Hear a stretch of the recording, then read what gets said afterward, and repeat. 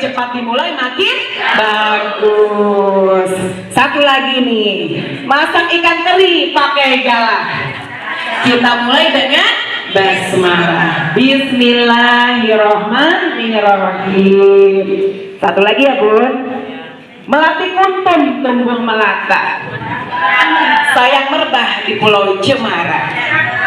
Assalamualaikum mulainya kata, salam sembah pembuka bicara. Assalamualaikum warahmatullahi wabarakatuh.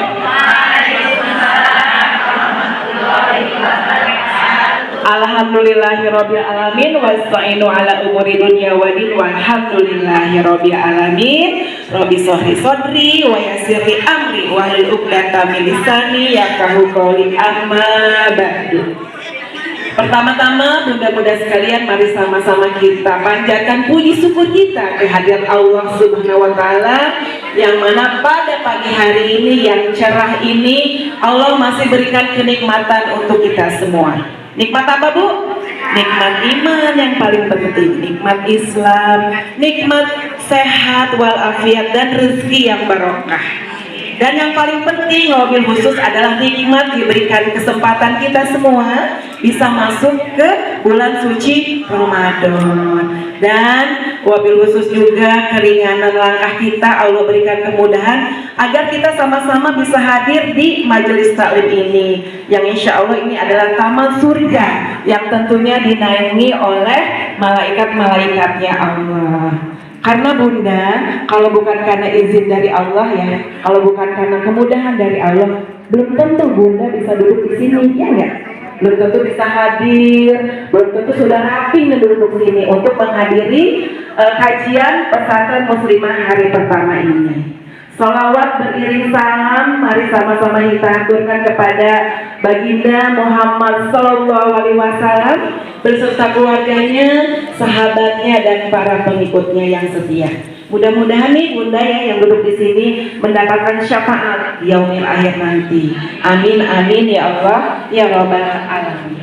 Dan Bunda Ayana ya yang sudah memimpin zikir al-masyurah pada pagi hari ini, mudah-mudahan zikir kita, asmaul husna kita diaminkan ya oleh malaikat yang hari ini insya Allah ada di sisi kanan kiri kita.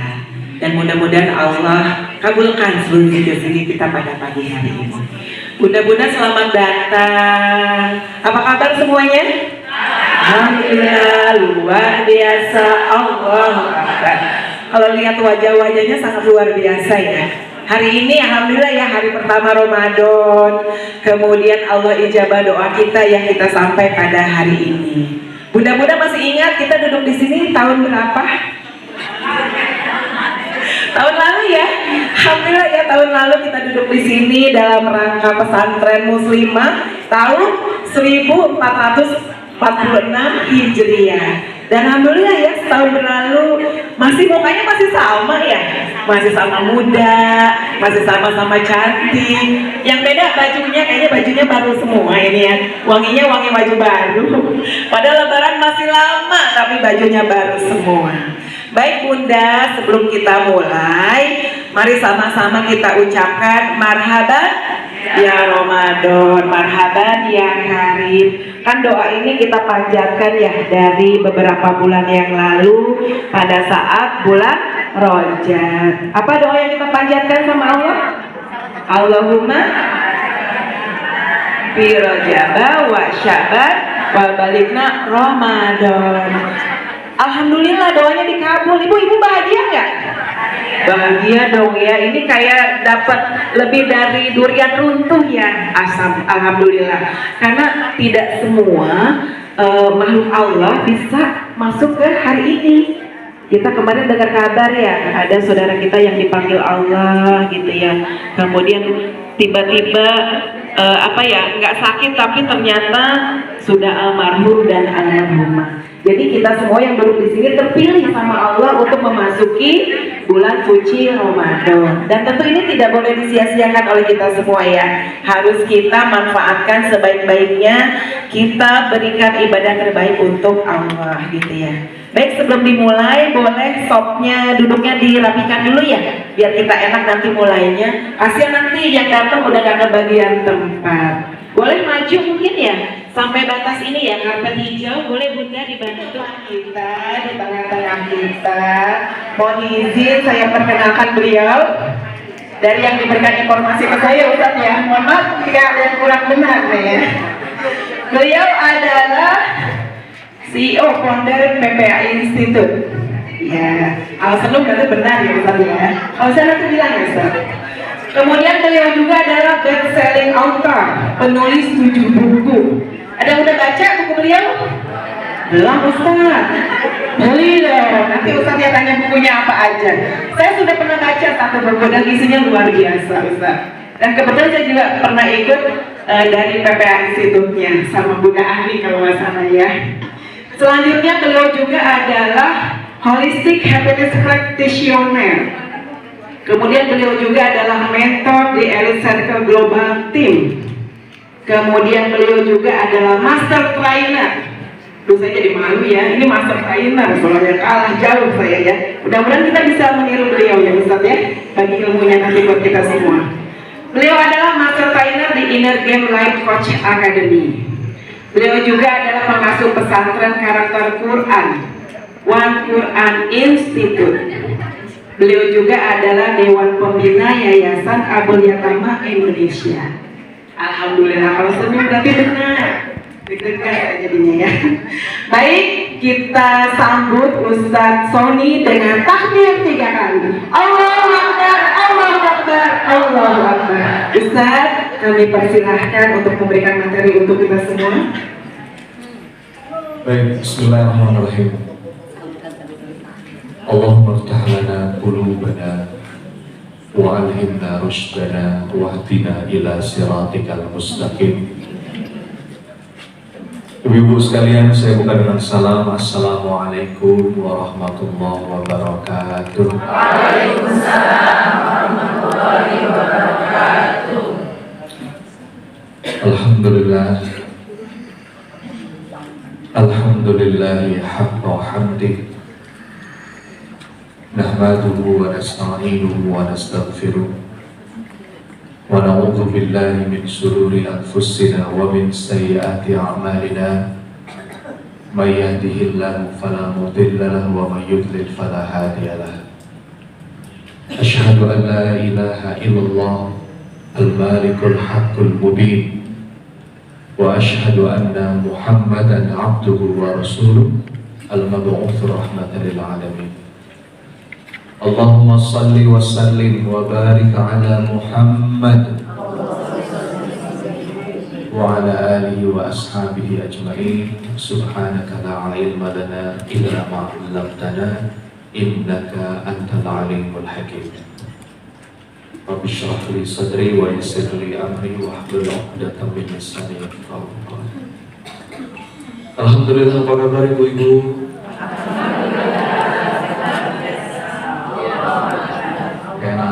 Jawabannya.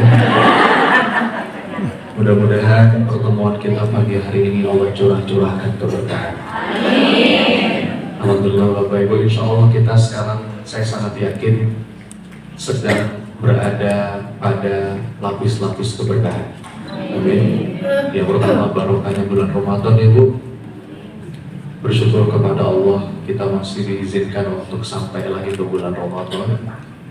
Senang gak sih Bu? Bahagia nggak sih Bu masuk ke Ramadan ini? Kenapa coba bahagia? Apa sih yang bikin ibu bahagia? Kenapa bahagia di Ramadan? Di bulan Ramadan ini Bu, ampunan Allah itu murah banget ya Bu ya. Karena kan yang bikin hidup kita ruwet, yang bikin hidup kita sumpah, yang bikin hidup kita sempit, menghimpit itu kan gak ada yang lain kecuali dosa-dosa kita. Setuju nggak Bu? Dan bulan Ramadan ini bulan penuh ampunan. Kita sering dengar kalimat itu, bulan penuh ampunan, bulan tercurah-curah maghfirah, Jadi diberikan kesempatan untuk sampai lagi di bulan Ramadan itu betul-betul mestinya kita bahagia. Berkah bulan Ramadan, berkahnya majelis ilmu, ya. Ini judulnya apa? Pesantren Muslimah. Ya. Memang kalau sebagai muslimah, ya Bu ya, sebagai istri, sebagai seorang ibu itu mesti terus belajar. Ya, karena vibrasi keluarga, suami, anak itu sangat ditentukan oleh vibrasi seorang istri dan seorang ibu. Makanya Nabi SAW itu Bu, ketika pertama kali dapat wahyu di Gua Hira itu ya, di Jabal Hira, dalam keadaan panik, takut, tegang, campur aduk, lalu turun dari Gua Hira, pulang ke rumah, siapa yang dicari? Istri Ibunda Khadijah, untuk dapat ketenangan. Jadi saya tuh senang sebetulnya kalau diundang sama ibu-ibu nih, karena ibu-ibu ya, mak-mak militan ini itu salah satu pilar peradaban.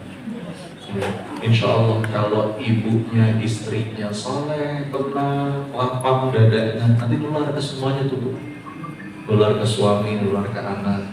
Ada satu kaidah dalam bahasa Arab, kaidahnya begini, fakir syai' la yu'ti. Apa itu?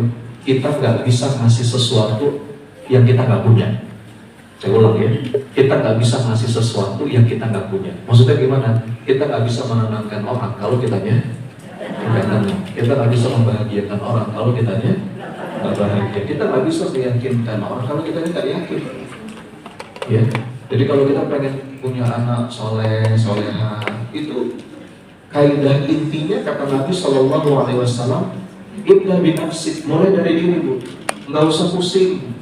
Saya sering dapat curhat dari ibu-ibu soal, aduh Ustaz, anak saya begini Ustaz, anak saya begitu Ustaz, gimana ya Ustaz supaya anak saya soleh, supaya anak saya soleha. Tenang aja, mulai dari diri, ibda binafsik. Ya, nggak bisa Bu, kita mau menyekolahkan anak di sekolah terbaik sekalipun, ibu mau anak kirim ke pesantren terbaik, pilihkan guru terbaik, ya itu bagian dari ikhtiar. Tapi kalau kita sebagai orang tua nggak betul-betul sungguh-sungguh mensolehkan diri, nggak bisa. Ya, makanya saya itu terus terang ya Bu ya, ini benar. Saya sering menyampaikan, saya nggak pernah khawatir dengan kenakalan anak. Wah, kenakalan remaja di zaman sekarang Ustaz, anak begini, anak begitu. Saya nggak pernah khawatir Bu dengan kenakalan anak, kenakalan remaja. Tahu nggak apa yang saya khawatirkan? Yang saya khawatirkan kenakalan orang tua. Serius, bener Bu. Orang tua yang sudah cukup ngasih contoh buat anak, itu seringkali nggak perlu lagi kebanyakan nasihat. Dengerin ini Bapak Ibu, Ibu-ibu ya. Kalau kita merasa saya udah banyak ceramah Ustaz sama anak, tapi kok nggak didengar ya?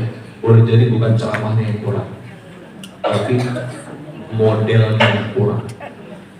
Ya. Kadang-kadang kita kebanyakan ceramah, tapi kurang model, kurang contoh. Nak sabar. Siapa nggak sabar itu? Udah ibu bilang jangan berisik, tau gak? Siapa yang paling berisik itu? Kamu tuh sama adik sama kakak yang akur, jangan ribut terus. Bapak ibunya ribut depan anaknya, gimana? Udah Bu, gak usah pusing. Coba mulai dari mensolehkan diri. Ibda binafsik, kata Nabi SAW, you go first. Kamu duluan, nanti nular. Makanya saya apresiasi ini ibu-ibu ya, datang ke majelis ilmu ya, awal-awal bulan Ramadan. Ini mungkin ngantuk-ngantuk nih kan, nyiapin sahur tadi malam kan ya, tapi tetap bergerak melangkah. Mudah-mudahan tiap langkah ibu-ibu jadi amal soleh, jadi pupuk berdosa. Jadi kita sedang jalan lapis keberkahan Ibu, berkahnya Ramadan, berkahnya majelis ilmu, berkahnya hujan, betul ya? Saya tadi dari Bekasi ke sini hujan sepanjang jalan di tol itu deras banget, ya. Dan kita semua tahu hujan itu rahmatnya Allah. Jadi berlapis-lapis nih. Di majelis ilmu itu doa mustajab, hujan turun doa mustajab. Mudah-mudahan kita betul-betul sekarang sedang berada di momen mustajab, insyaallah. Amin. Ya, supaya makin berkah seperti biasa. Kalau saya memulai sesi kajian, saling mendoakan dulu, boleh kan? Centang kanannya akan ke atas. Pusat-pusat yang sebelah kanan. Nah, yang tulus berikan doa terbaik. Ikuti kata-kata saya. Saudaraku. Mudah-mudahan pagi hari ini Allah karuniakan kita ilmu yang bermanfaat. Kalau lagi sempit Allah lapangkan. Kalau lagi sulit Allah mudahkan. Kalau lagi sakit lahir atau batinnya Allah pulihkan. Bahagia dunia akhirat. Amin. Gantian sebelah kirinya. Ya, saudaraku. Makasih sudah didoakan. Mudah-mudahan doanya kembali pada yang mendoakan.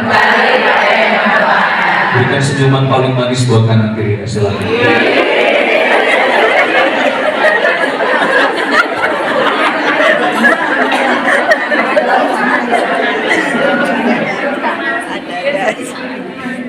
Saya dapat amanah. Ini berarti materi pertama ya? Ini sebuah kehormatan. Jadi pertama kali saya kesini ya Bu ya. Alhamdulillah, terima kasih atas undangannya. Saya dapat amanah untuk menyampaikan materi tentang apa judul kita Bu pagi ini Bu?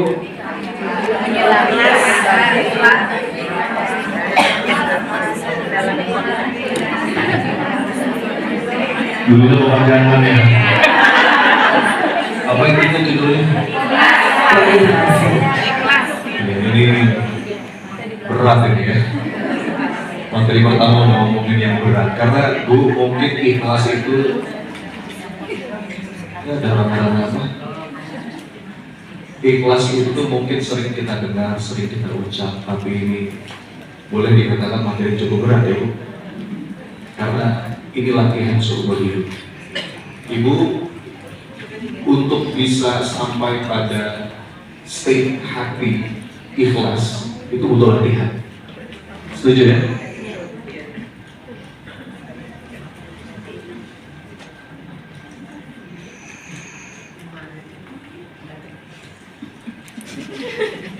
Nah, kalau ada yang ngomong saya diem.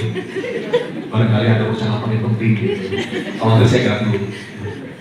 Jadi Bu, untuk sampai derajat ikhlas itu butuh latihan dan itu latihan panjang. Karena ikhlas itu amalan hati dan ini penting Bu. Para ulama itu membagi ibadah itu minimal jadi dua. Ada ibadah zahir yang sifatnya itu fisik, ada ibadah batin. Ibu dua-duanya penting. Jangan sampai kita hanya fokus sama ibadah zahir saja. Biasanya nih masuk bulan Ramadan Bapak Ibu, kebanyakan dari kita ya Ibu ya semua, kebanyakan dari kita itu fokusnya hanya ibadah zahir, betul nggak? Coba kalau saya tanya, Bu, apa target Ramadan? Jawabannya apa biasanya? Hatam Quran, bagus, itu bagus. Apalagi sedekah sekian Ustaz misalnya, tahajud, tarawih nggak putus Ustaz, itu bagus. Tapi jangan lupa, saya jarang ketemu orang yang punya target itu ibadah batin. Padahal kata para ulama, seringkali Allah itu membobot lebih berat ibadah batin dibandingkan ibadah zahir. Ini saya serius. Dan ikhlas itu ibadah batin. Dalilnya apa Ustaz? Dalilnya banyak Bu. Saya pakai satu aja deh, yang mungkin Ibu udah sering dengar. Pernah tahu Bu, Rasulullah itu pernah bercerita, pernah bersabda dalam sebuah hadis yang cukup panjang. Kata Nabi SAW, ada 3 kelompok manusia yang pertama kali Allah hisab, sekaligus pertama kali Allah lemparkan ke dalam neraka. Saya kalau baca hadis ini terus terang agak merinding. Ya. Ada takutnya, ada cemasnya, dan ini pengingat buat kita semua. Ada yang tahu siapa 3 kelompok itu? Apakah Fir'aun, Abu Lahab, Abu Jahal? Bukan. Ternyata dalam hadis ini Bapak Ibu, 3 kelompok yang pertama kali Allah hisab adalah mereka yang secara kasat mata itu sudah melakukan amalan-amalan zahirnya sampai mentok. Kelompok pertama, siapa? Mereka yang berjihad, berperang, Bapak Ibu, membela agama Allah sampai terbunuh, sampai wafat di medan jihad. Anda lihat tuh, ini kan amalan yang paling top, betul kan? Kasat mata, ini syahid, ya, ini syahid. Dan udah kalau ngomongin amalan zahir, Bu, nggak ada lagi yang lebih mentok, melebihi meninggal di medan perang. Dan dalam banyak keterangan Allah begitu memuliakan mereka-mereka yang mati syahid di medan perang, gitu kan? Tapi apa yang bikin mereka masuk dalam neraka, Bu? Ketika Allah panggil Dia mulai hisab dan Allah bertanya kepada mereka, apa yang kau cari? Mereka menjawab, aku mencari ridho-Mu ya Allah. Allah yang maha tahu isi hati hambanya berkata, kata bohong kamu. Yang kamu cari bukan aku. Apa yang kamu cari? Kekaguman manusia, pujian manusia. Kamu berangkat ke medan perang supaya dianggap hebat, dianggap pemberani. Kamu ingin dikenang sebagai pahlawan oleh orang, iya kan? Alhamdulillah, kata para ulama, kalau dia mau hisab nanti Allah sampai mendebat seorang hamba, itu udah tanda hamba itu gak akan selamat. Enggak, yang kamu cari bukan aku, tahu. Kamu pengen dipuji, kamu pengen dikenang sebagai pahlawan. Dan itu udah kamu dapatkan. Orang-orang udah memuji kamu, orang-orang udah mengenang kamu sebagai pahlawan. Bahkan namamu itu udah dibikin nama jalan. Itu udah kamu dapat semua, makan gak ada lagi bagian di sini. Alhamdulillah, Bu, tertelungkup dia dilempar ke dalam neraka. Satu. Kelompok kedua siapa? Kelompok kedua orang yang gemar bersedekah, gemar berbagi. Kita semua tahu, Bu, kita udah sering belajar bahwa sedekah itu amalan yang paling mulia di antara amal yang mulia. Allah tuh suka sama orang-orang yang senang berbagi. Bahkan Nabi juga dalam beberapa hadisnya begitu memuliakan orang yang beramal, berbagi, memudahkan urusan orang lain. Ini amalan yang mulia. Tapi kelompok ini ketika ditanya, dia menghisab, apa yang kau cari? Mereka berkata, aku mencari ridho-Mu ya Allah. Allah yang tahu isi hatinya mengatakan, kadzabta, bohong kamu. Yang kamu cari bukan aku. Apa yang kamu cari? Kekaguman. Ya. Kamu pengen dengar orang ngomong, ibu itu Masya Allah ya, murah banget, berbaginya dermawan banget. Itu kan pengen kamu dengar kan? Ibu itu Masya Allah ya, suara-suara itu kan pengen kamu dengar. Ya. Pengen dilihat orang. Dan itu udah kamu dapat. Kata Allah, itu udah kamu dapat. Orang udah muji kamu, orang udah mengeluh-elukan kamu, mengagumi kamu. Semua udah kamu dapat, kata Allah. Maka nggak ada lagi bagian di sini. Dilempar ke dalam neraka. Alhamdulillah. Nah, ada yang ketiga. Siapa kelompok ketiga, Bu? Ini kayak saya gini nih, Bu. Pendakwah kelihatannya sih ngajak orang ke jalan Allah, ya, mendakwahi orang, mendakwahi Quran. Nanti ditanya tuh, Bu, makanya saya kalau baca di sini Allah, saya langsung ngecek hati saya nih, Bu. Nanti ditanya tuh, Bu, apa yang kau cari? Ya, mudah-mudahan Allah jaga hati kita semua ya, Bu ya. Jangan. Ketika si pendakwah ini mengatakan, aku mencari ridho-Mu ya Allah, kata Allah, kadzab, alhamdulillah, bohong kamu. Yang kamu cari followers, yang kamu cari pujian dari jamaah, yang kamu cari kekaguman dari orang lain. Itu kan? Maka, Bu, ini penting. Ibadah zahir sampai mentok sekalipun, tapi begitu meleset tujuan atau motif di hati kita, itu bisa gak bernilai. Makanya ini saya bilang ini materi yang berat ini sebetulnya. Tapi ini penting untuk terus disampaikan. Ya Bu ya. Dan lagi-lagi saya bilang, ikhlas itu bukan tombol sekali pencet wah langsung ikhlas. Tidak, ini butuh latihan. Gak mungkin nih ibu-ibu habis ikut kajian 1 jam, 2 jam, begitu pulang langsung ikhlas saya Ustaz. Hebat banget. Nah, ikhlas itu keterampilan hati yang terus butuh dilatih. Jadi untuk bisa sampai pada state ikhlas itu butuh latihan. Saya sebut dengan latihan jiwa. Coba diulang, apa? Latihan jiwa. Bu, fisik aja butuh dilatih, betul nggak? Kita sering dengar istilah olahraga. Olahraga itu apa? Raga yang diolah. Raga yang diolah. Istilahnya itu physical exercise. Ibu-ibu macam-macam kan olahraganya kan? Apa olahraganya Bu?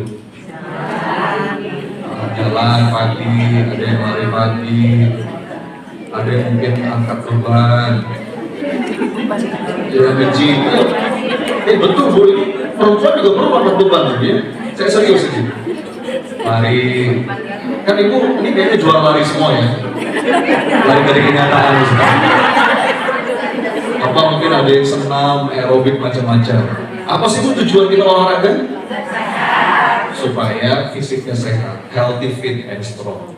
Itu penting, tapi ada yang nggak kalah penting, yaitu olah jiwa. Nah, untuk sampai pada derajat ikhlas Bu, kita butuh terus mengolah jiwa kita, bukan cuma olahraga, tapi juga olah jiwa. Dan ini butuh latihan. Gini-gini ya, saya mau sampaikan, Ibu, proses belajar itu selalu melewati minimal 3 tahap. Apa aja Coach? Tahu, mau, mampu. Coba diulang. Tahu, mau, mampu. Sekali lagi.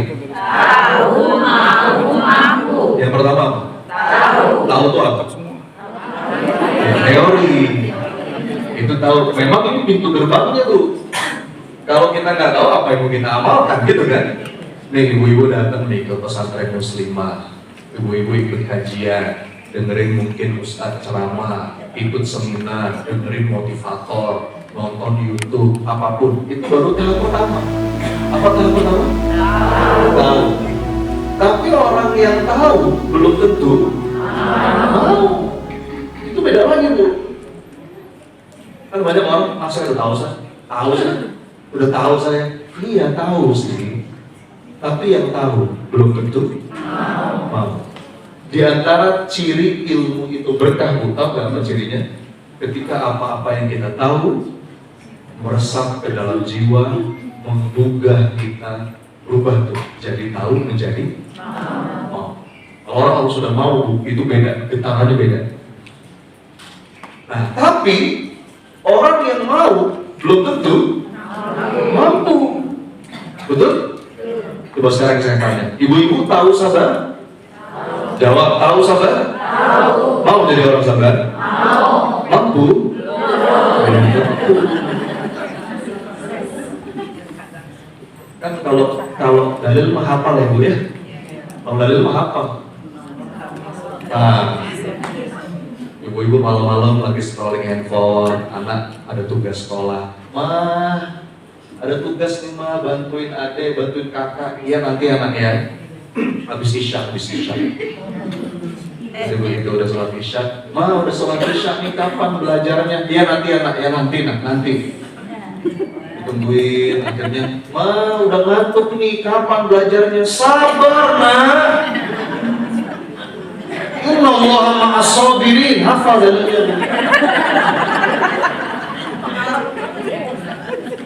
Oh malah marah sih. Siapa yang marah? La taqdud wa lakal jannah. Hafal dalilnya. Ini penting. Ini mohon maaf ya Bu. Ini saya sering dapat curhat soalnya dari ini. Dia kadang-kadang dari seorang suami, kadang-kadang dari seorang istri. Ini sering kita dengar curhatnya begini.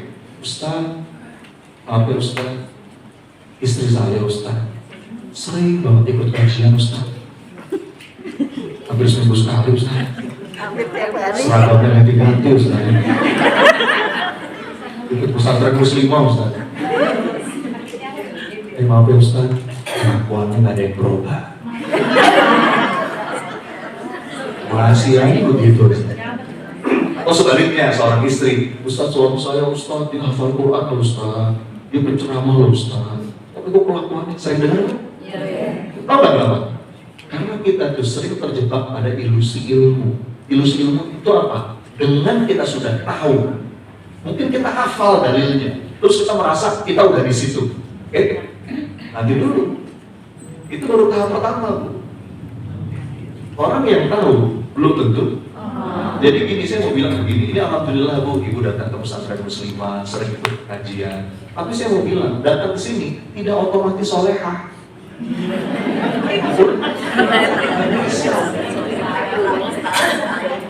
Syukur itu, kita bersyukur. Alhamdulillah ya Allah, masih Allah berikan hidayah mau datang ke sini. Syukur itu. Tapi saya mau bilang, itu nggak otomatis membuat ibu solehah, betul nggak?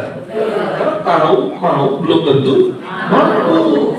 Sama kayak begini lah. Nih kalau dalam konteks fisik ya, ibu nonton YouTube. Apa yang ibu tonton? Orang lagi olahraga. Ibu nonton aja. Orang lagi lari, orang lagi angkat beban. Ibu nonton aja. Ya. Habis selesai nonton, dimatikan YouTube-nya, terus otot ibu otomatis jadi. Terus ibu langsung sehat. Sama begitu, itu persis kayak gitu analoginya. Jadi Bu, ini butuh latihan. Bagaimana cara mengubah tahu mau menjadi mampu? Itu cuma satu jalannya, nggak ada yang lain, cuma satu jalannya. Apa? Latihan. Coba diulang. Latihan. Bu ya.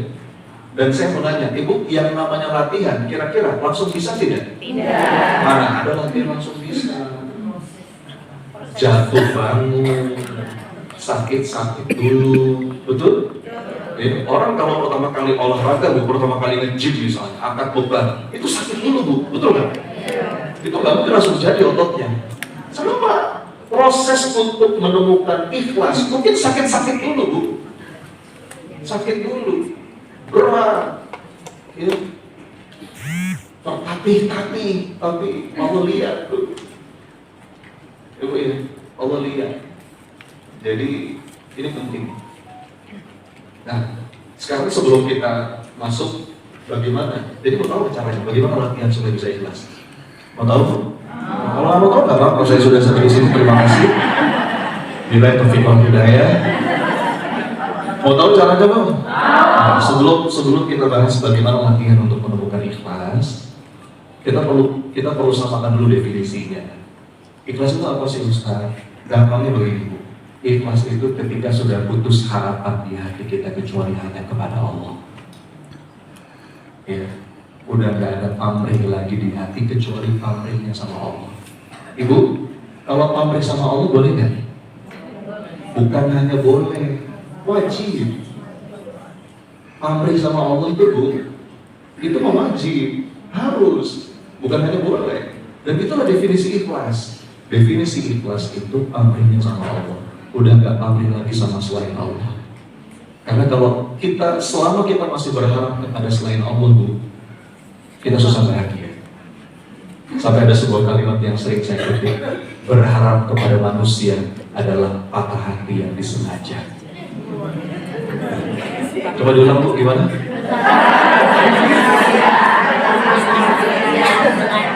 Bagus buat status WhatsApp itu. Enggak serius. Makanya kalau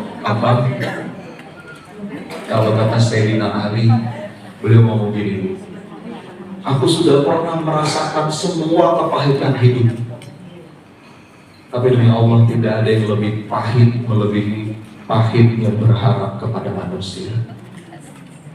Jadi kalau ibu meletakkan harapan kepada manusia, siap-siap kecewa. Ya. Dan ikhlas itu ketika sudah putus harapan di hati kita kecuali hanya kepada Allah. Kenapa sih masyarakat atau orang zaman sekarang itu rapuh? Karena dia masih meletakkan harapannya kepada makhluk. Ya, masih yang dikejar itu validasi dari manusia. Akhirnya mentalnya itu fragile. Ibu tahu fragile Bu? Tulisannya fragile. Pernah baca kan? Fragile pernah baca? Baca di mana? Oh dipakai. Sudah saya duga. Ini kan sahabat-sahabat tukang paket semua ya. Tapi setiap hari ini datang sama tukang paket. Fragile itu apa Bu? Gampang rapuh, gampang pecah. Nah orang itu kalau masih meletakkan harapannya kepada manusia, gitu tuh fragile, gampang rapuh, gampang pecah. Karena dia meletakkan kebahagiaannya di mulut orang, di pandangan orang. Ibu tahu nggak?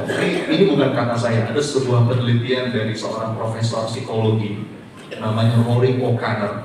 Anda boleh cari lagi. Dia bilang begini, tahu nggak Bu? Ternyata penderitaan batin yang paling besar bagi manusia itu bukan karena nggak punya duit, bukan karena mungkin dia fisiknya lagi sakit karena penyakit, bukan. Tahu nggak? Menurut riset dia, penderitaan batin yang paling besar manusia itu ketika dia terlalu memikirkan pandangan orang. Dia meletakkan kebahagiaannya di mulut orang. Harga dirinya ditentukan oleh bagaimana orang melihat, bagaimana orang memandang, bagaimana orang berkomentar. Capek. Ya, itu diantara ciri orang yang tidak ikhlas. Kan lawannya ikhlas itu kan bisa syirik, bisa riya. Ya. Kenapa capek? Karena kita nggak bisa bikin semua orang itu ridho kepada kita, betul?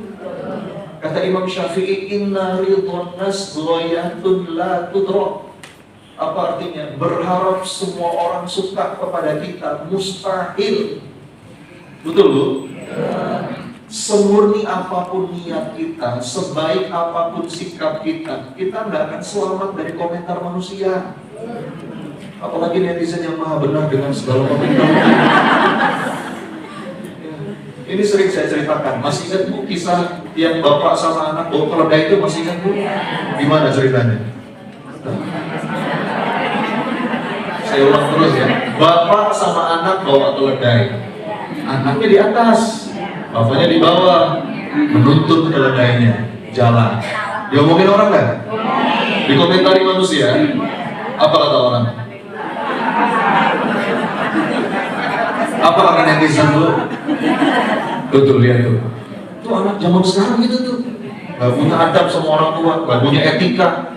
Itu gak bener tuh anak tuh. Enak-enak dia di atas, bapaknya suruh jalan. Itu anak baru macam apa tuh? Gitu loh Bu.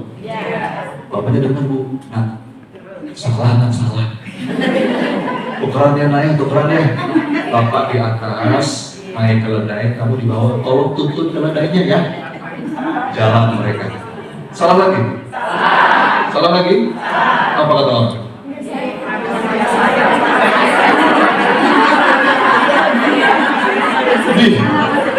Ada orang tua tega sama anak, betul? Itu bapak nggak punya pikiran. Anak enakan bapaknya di atas, anaknya suruh jalan tuh, bapak nggak bener tuh, gitu? Benar sih bapaknya. Nah, salah kan? Ini lah kita naik berdua aja nah. Kamu di depan, bapak di belakang. Udah jalan keledainya. Salah lagi? Diomongin orang? Apa kata orang?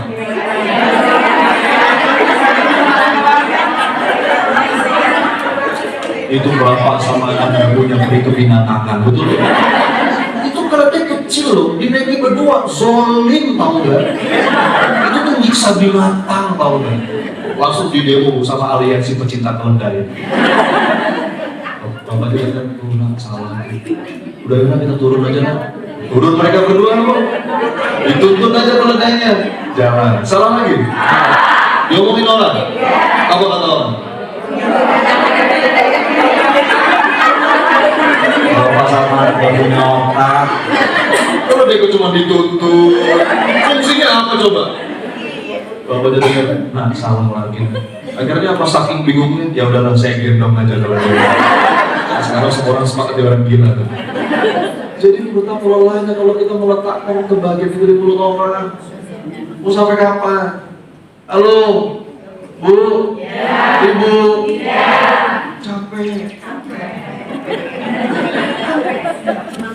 Ibu ya, apalagi nih saya dengar ada sebuah kalimat yang tajam banget buat saya. Kalimatnya begini, dalam banget. Seandainya engkau tahu betapa cepatnya manusia melupakanmu setelah engkau wafat, maka kau tidak akan sudi mencari perhatian siapapun kecuali Allah saja. Betul Bu? Bu, ini saya tahu rahasia ya. Rahasia kita aja Bu ya. Besok lusa kita meninggal, orang lupa sama kita. Betul? Itu mau terkenal apa? Nggak usah lama-lama Bu, 1 jam, 2 jam kita dikubur, itu orang udah ketawa-ketawa lagi Bu. Mungkin ada yang masih ingat lah anak, pasangan, lagi sedih. Nggak lama itu, paling setahun, 2 tahun. Habis itu mereka sibuk lagi dengan dunianya. Kita akan dilupakan. Rugi banget tuh kalau cari pandangan makhluk. Rugi banget kalau hidup kita hanya untuk validasi. Ya, nah ini capek. Makanya orang ikhlas orang paling bahagia. Dia udah gak butuh itu lagi. La nuridu minkum jazaa'a wala syukura. Bahkan orang-orang ikhlas itu Bu, diucapin terima kasih aja gak ngaruh. Kenapa? Dia udah puas dengan balasan dari Allah. Ibu tahu gak Bu, contoh suara orang yang paling menderita dalam hidupnya? Nih, ini contohnya nih. Contoh gini, Ustaz, tahu gak Ustaz? Dia itu Ustaz, bisa kayak begitu karena saya Ustaz. Itu saya jamin menderita. Itu ruginya double Bu. Yang pertama amal solehnya hangus, yang kedua batinnya menderita. Kalau nggak ada saya Ustaz. Makanya Bu, gini ya. Hidup ini kan di antara inti hidup itu kan beriman, beramal soleh, beriman, berbuat baik, betul kan? Tapi apakah berbuat baik sudah selesai? Belum. Sekarang saya nanya, Bu, Ibu, apakah kalau kita berbuat baik kita pasti bahagia? Jawab. Apakah berbuat baik pasti bahagia? Hah? Saya kasih contoh sekarang. Ini contoh buat ibu-ibu. Ibu-ibu suatu hari tiba-tiba dapat hidayah, digerakkan hati dan kepengen berbuat baik sama suami. Oh, bagi seorang istri, perbuatan baik yang paling utama kepada suami. Ya, tiba-tiba ibu digerakkan hati, ngapain? Saya pengen ngasih kejutan buat suami. Suami pulang kantor pengen saya masakin masakan yang paling dia suka. Ya Bu ya. Suami di kantor siang, ibu siang-siang udah berangkat ke pasar belanja. Oh, dengan sepenuh hati, dengan bahagia, dimasakin sepenuh jiwa. Itu Bu, meja makan ditata karena nanti malam diniatin pengen candlelight dinner.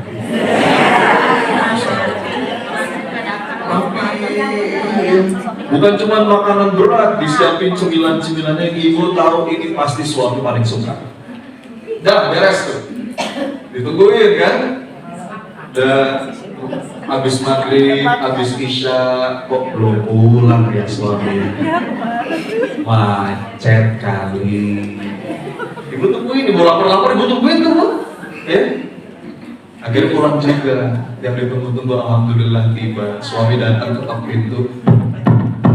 Assalamualaikum. Ibu udah siap dengan akhlak yang paling baik. Pintunya dibuka. Waalaikumsalam suamiku.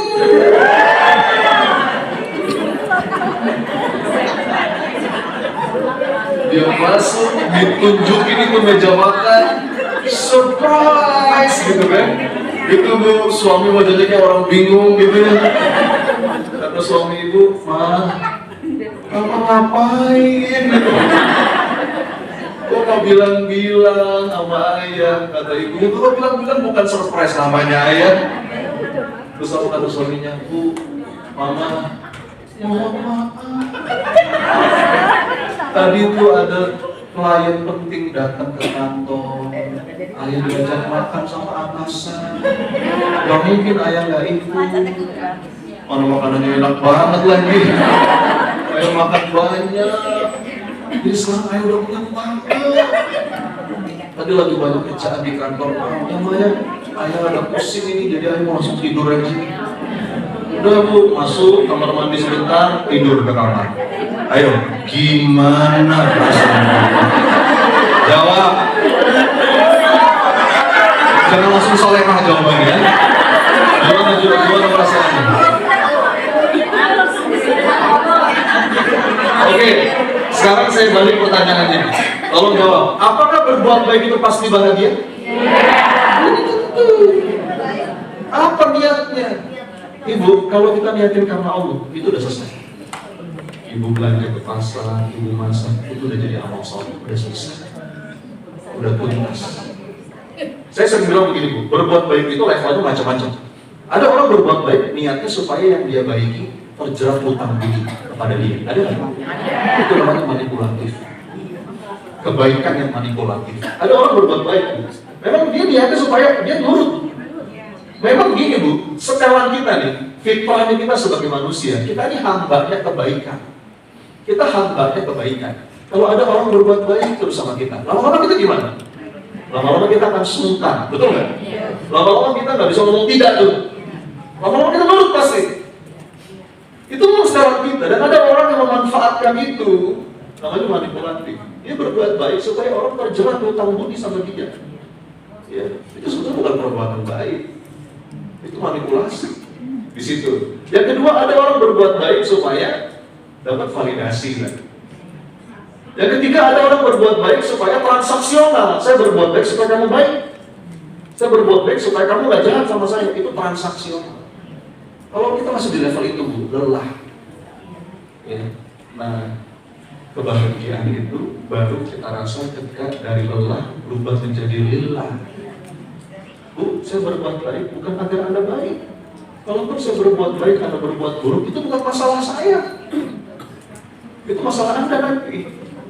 Ya. Tapi saya berbuat baik dibalas buruk, Ustaz. Air susu yang saya berikan dibalas dengan air comberan. Itu bukan masalah kita, bukan masalah dia. Selesai. Lakukan yang terbaik. Selesai. Dan itu diantara definisi ikhlas. Ya. Termasuk ya Bu ya, titik pesan saya mah ini. Termasuk mulai dari terdekat, termasuk sama pasangan, sama anak, ya. Tugas kita pokoknya sama manusia itu memberikan yang terbaik. Kalau kita mau berharap kepada Allah. Kan ibu-ibu udah hafal semua lagunya ya. Yang mana lagunya? Hanya memberi. Terus? Terima kasih anak-anakku sekalian. TK mana ini? Jadi definisi ikhlas itu apa? Ketika sudah putus harapan di hati kita kecuali hanya kepada Allah. Dan itu lagi-lagi saya bilang latihannya seumur hidup. Nah, sekarang gimana latihannya Ustaz? Mau tahu? Mau. Ada 3 latihan. 3 latihan jiwa untuk menemukan ikhlas. Ibu izin ada tisu, mohon maaf lagi ya. Meler. Ada berapa latihan Ibu? Ini siap latihan ini? Siap dilatih ya? Ini latihan sederhana Bu, tapi mudah-mudahan berefek berdampak kalau kita terima kasih itu. Latihan yang pertama, judulnya itu latihan memurnikan tujuan. Coba diulang Bunda. Apa? Latihan memurnikan tujuan. Latihannya di mana Ustaz? Sederhana Bu, gini. Pokoknya kalau ibu lagi merasa capek, ibu lagi merasa lelah, ibu lagi merasa mungkin kehilangan arah, ibu suatu hari lagi merasa dikecewakan, duduk sebentar, jeda, ambil waktu sejenak, lalu tanya kepada diri. Jadi nanya kepada diri. Ini kalau bahasa kerennya self coaching. Kalau bahasa mudahnya muhasabah. Itu bahasa mudahnya. Ya. Nanya apa coach? 3 aja. Apa? Untuk apa? Untuk siapa? Cari apa? Coba diulang. Sekali lagi. Untuk apa? Untuk siapa? Cari apa? Gak usah buru-buru dijawab Bu. Namanya proses latihan. Karena pelan-pelan aja, karena jawabannya berharap bukan teori, betul-betul yang menjawab Tuhan. Kalau ibu lagi capek dengan suatu hal, mungkin ada satu momen kok ibu merasa kayaknya nggak dihargai, nggak dapat apresiasi, mungkin ibu kecewa dengan sebuah keadaan. Ibu duduk sebentar, tarik nafas, lalu tanya, wahai diri, sebenarnya apa yang sedang kau cari? Kamu nih ngelakuin ini semua untuk apa, untuk siapa? Cari apa sih? Terus, jadi kita bombardir critical thinking kita karena pertanyaan itu. Jujur aja, kalau memang belum karena Allah, aku itu. Allah tahu kita sedang latihan. Nanti pelan-pelan, kadang-kadang kita dibikin pahit Bu, supaya kita kapok berharap kepada manusia. Kadang-kadang Bu hati kita mesti patah dulu supaya kita sadar. Kalau kata Maulana Rumi, you have to keep breaking your heart until it open. Coba diulang dulu.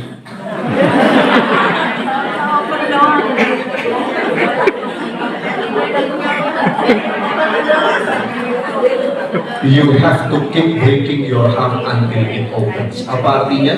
Kadang-kadang kita perlu merasakan patah hati supaya dia terbuka. Ibu, begitu hati kita patah, kadang-kadang justru dari celah-celah patahan hati itu masuk cahaya hidayah Allah. Kadang-kadang mesti patah dulu. Orang tuh kalau nggak patah, dia nggak sadar. Berapa banyak orang yang baru sadar setelah bangkrut, dia nggak? Orang baru sadar setelah dia kecewa.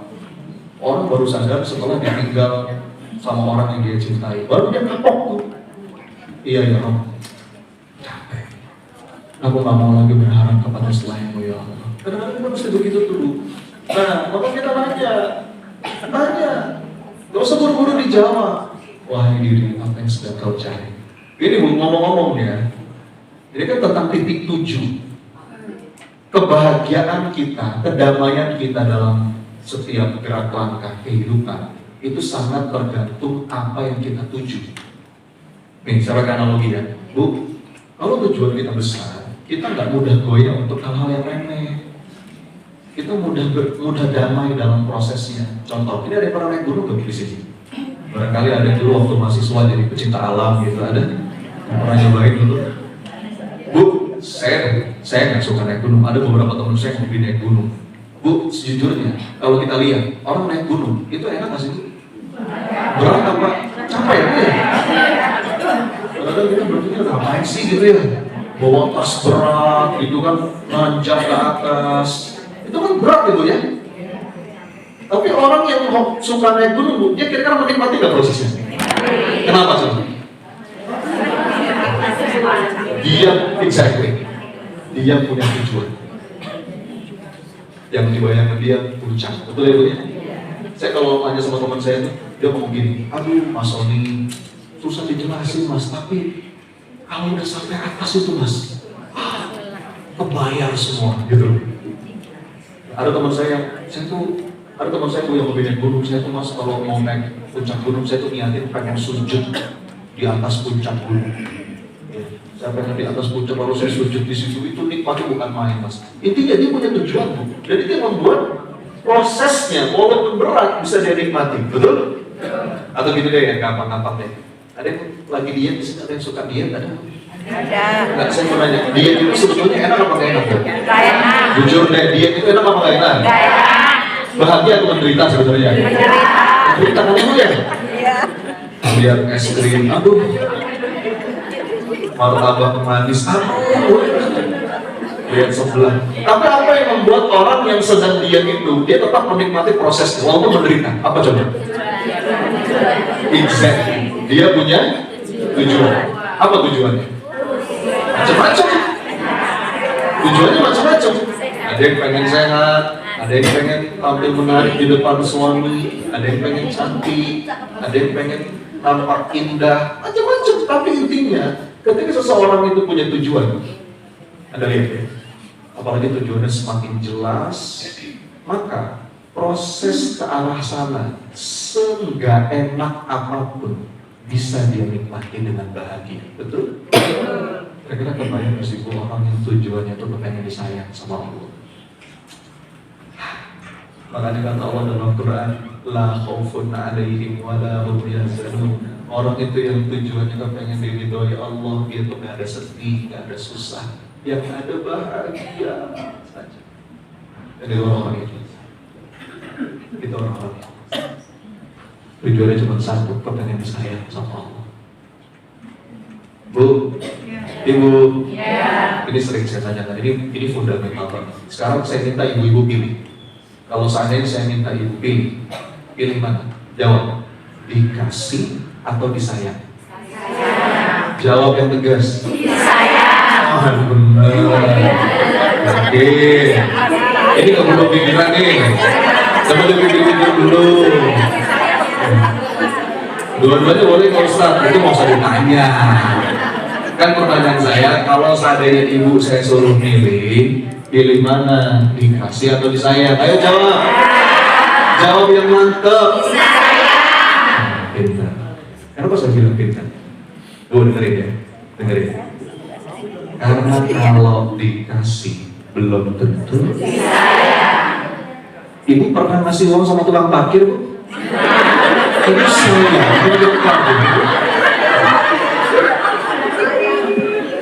Ibu pernah ngasih uang sama pengamen, belum? Karena sayang. Makanya Bu, ini indah banget Bu. Kalau kita bedah, saya dapat ini dari seorang ulama. Beliau membahas tentang sifat Allah Ar-Rahman dan Ar-Rahim. Ar-Rahman itu kan yang maha pengasih ya Bu. Dan Ar-Rahman itu berlaku buat semua Bu. Mohon maaf ya, Ar-Rahman itu berlaku buat semua. Mau sholat nggak sholat, mau puasa nggak puasa Ramadan, mau bejat, mau munafik, mau taat, semua dapat rahmannya Allah. Itulah Allah Ar-Rahman yang maha pengasih dan kasihnya nggak pilih-pilih. Itu Ar-Rahman. Tapi yang dikasih belum tentu. Makanya ada yang kedua. Yang kedua apa? Ar-Rahim. Ini khusus. Ya. Saya sempurnakan kalimatnya ya. Mudah-mudahan kita bisa menjadi hamba Allah yang bukan cuma dikasih, tapi juga disayang. Kenapa? Karena kalau dikasih belum tentu disayang. Tapi kalau disayang, bukan gitu kalimatnya. Jangan maksa.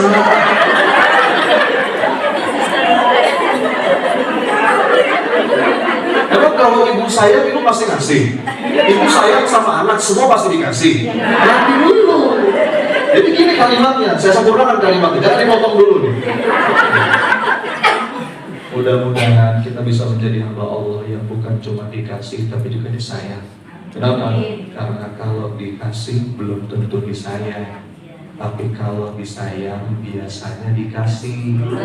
Kalaupun gak dikasih pasti karena sayang. Sebentar. Ini dalam banget. Ini bukan permainan kata, ini dalam banget. Saya ulang ya. Tolong resapi. Bu, dengerin. Kalau dikasih belum tentu disayang. Kalau disayang biasanya dikasih. Kalaupun nggak dikasih, pasti karena sayang. Jadi pahami? Sekarang saya mau nanya, ibu pernah tidak nggak ngasih anak justru karena sayang? Ini logika sederhana aja Bu. Jadi orang-orang yang ikhlas tuh Bu, ya Allah, apapun itu, mungkin kita nggak dapat apa yang kita inginkan, mungkin kita nggak dikasih, tapi asal dengan itu kalau sayangi aku ya Allah, aku baik-baik saja. Fa'in lam takun alayya ghadabun fala ubali lakan utbah hatta tarda.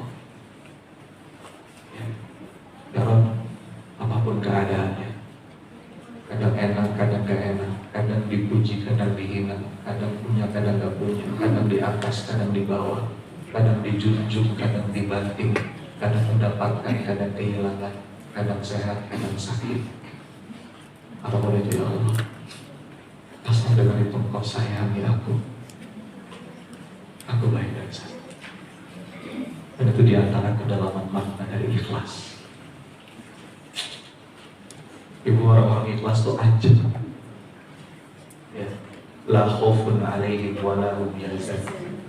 Bebas ya. Karena kita akan dapat gilirannya, kata Allah dalam Quran, wa tilkal ayyamu nudawiluha bainan nas. Apa artinya? Namanya hari-hari itu akan Allah pergilirkan. Gak mungkin kita di atas terus. Ada masanya kita jatuh mungkin ke bawah.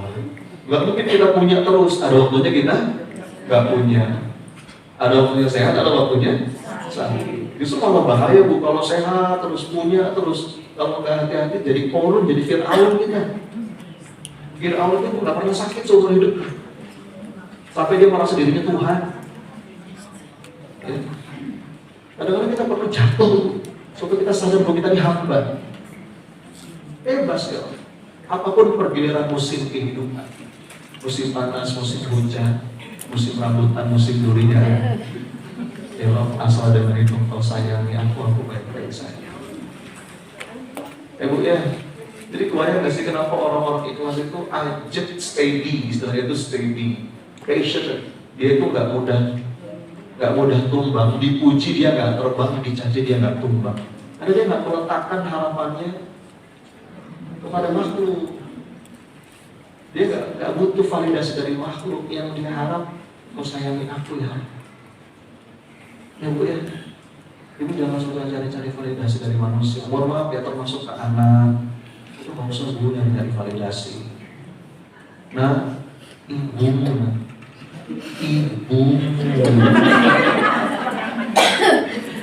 yang hamil kamu, ibu yang melahirkan kamu, menyusui kamu. Kata anaknya, siapa yang suruh Bu? Emang saya yang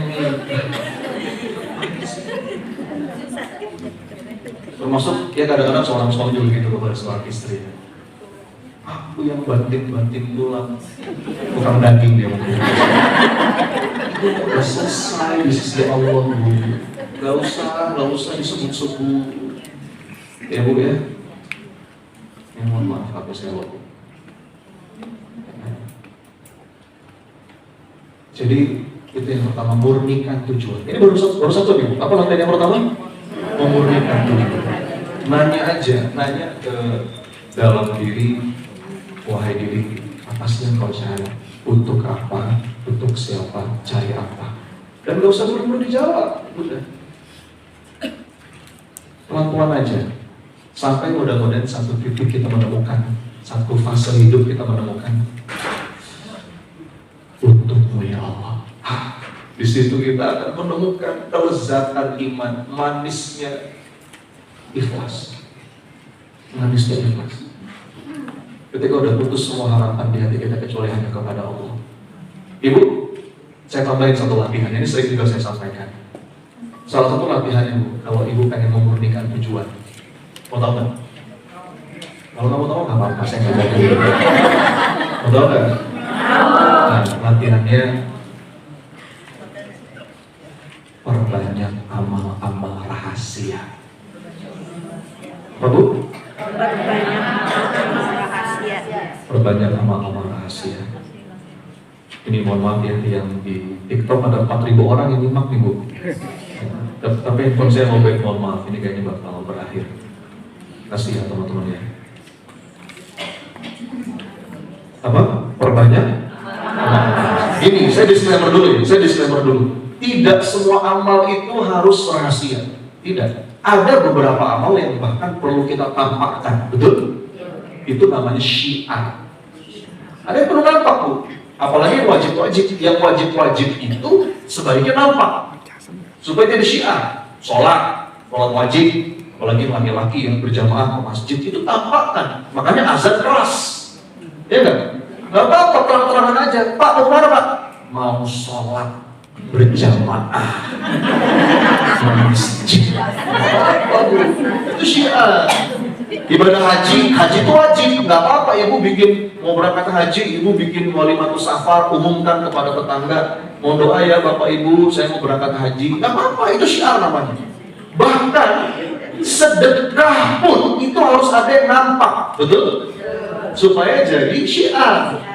Nggak apa-apa, para sahabat pun sedekahnya ada yang nampak. Kenapa sampai kepada kita riwayat Umar bin Khattab sedekah sekian, Abu Bakar sedekah sekian, Utsman bin Affan sedekah sekian? Karena mereka terang-terangan, betul Bu? Sampai kepada kita riwayatnya.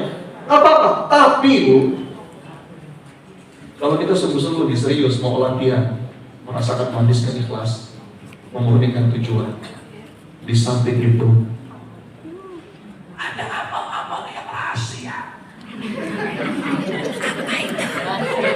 Apa itu? Contoh ya, contoh. Nih bulan puasa biasanya banyak santunan anak yatim, betul kan? Ibu bikin santunan anak yatim di komplek rumah, bagus nggak? Bagus, nggak apa-apa. Undang tetangga, undang keluarga, undang sekian anak yatim. Kasih bingkisan, doa bareng, bahagiakan mereka, foto, rekam, posting, nggak apa-apa. Orang jadi aware dengan apa namanya anak yatim, nggak apa-apa. Tapi di samping itu, contoh ya, ibu diam-diam mampir ke panti asuhan yang agak jauh, Bu. Bukan dekat rumah, Bu, agak jauh. Yang di sana mungkin nggak ada yang kenal ibu. Tapi yang ibu berikan di situ lebih banyak daripada yang nampak. Mungkin yang ibu posting yang kelihatan sekian puluh juta. Apa yang dia ratusan juta. Itu yang akan membuat kita merasakan manisnya ikhlas.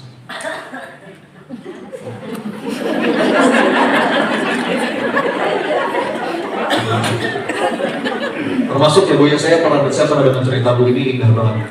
Ya, maksud saya. Ya. Ada seorang kiai di Jawa Timur, ini kisah nyata, seorang kiai di Jawa Timur yang dia itu punya amalan rahasia yang sampai dia meninggal nggak ada yang tahu, baru ketahuan pas dia meninggal. Nah biasanya cara Allah menjaga hamba-hamba pilihan itu baru populernya setelah meninggal supaya dia selamat. Jadi apa amalan kiai ini? Dia tuh kiai besar, saya nggak sebut namanya. Dia kiai besar. Kerjaannya Bu tahu nggak? Bersihin toilet. Nggak ada yang tahu. Dia tuh kalau lagi sepi, ya masjid lagi sepi, nggak ada orang, diam dia bersih sampai wangi itu. Nggak ada yang tahu. Baru ketahuan pasti sudah. Jadi masalahnya gini Bu, kita tuh hidup di era sosmed, di era pencitraan. Saya katakan tadi, nggak apa-apa. Ada yang perlu nampak, ada yang perlu nampak.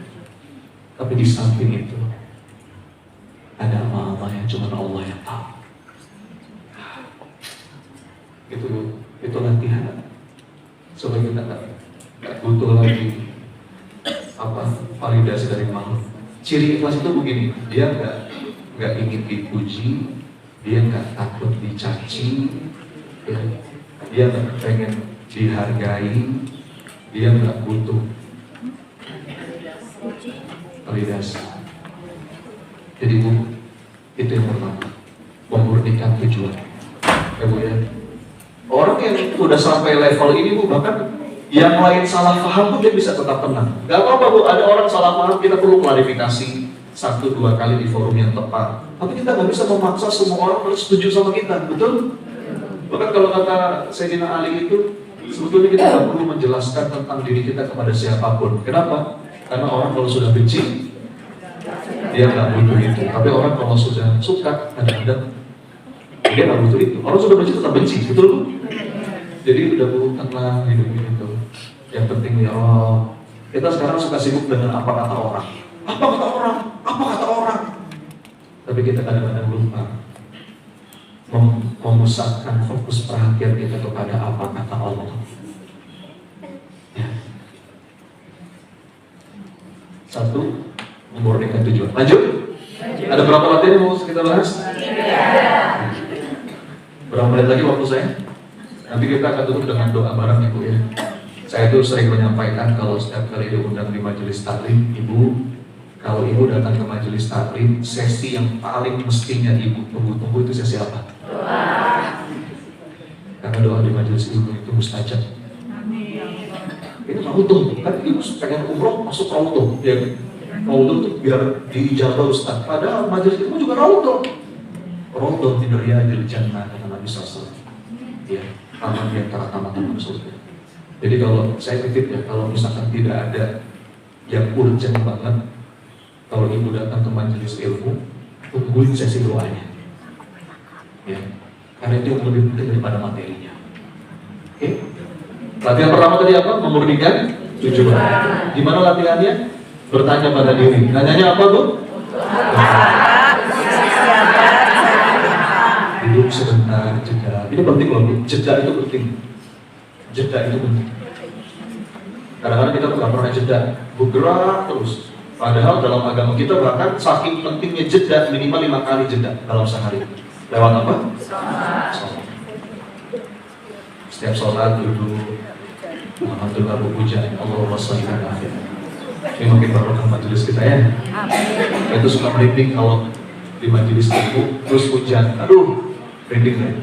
Karena ini betul-betul tercurah rahmatnya Allah. Apalagi bulan Ramadan, ini lagi puasa. Amin ya Allah. Kita berpuasa sampai berbuka, doa kita diijabah. Lanjut ya, saya percepat. Yang kedua apa yang pertama? Yang kedua, ya itu betul ya. Tadi yang pertama memurnikan tujuan. Yang kedua, Bu, latihan ikhlas yang kedua, melepas rasa memiliki. Coba diulang, apa? Melepas rasa memiliki. Ibu tahu nggak, di antara sumber penderitaan yang paling besar itu adalah kita suka merasa memiliki. Ya, kita mau hak. Ini punya saya gitu. Padahal demi Allah, hakikatnya nggak ada yang kita miliki kecuali semuanya hanya titipan. Orang yang menderita adalah orang yang merasa memiliki. Sekarang saya mau nanya, Ibu pernah kehilangan barang?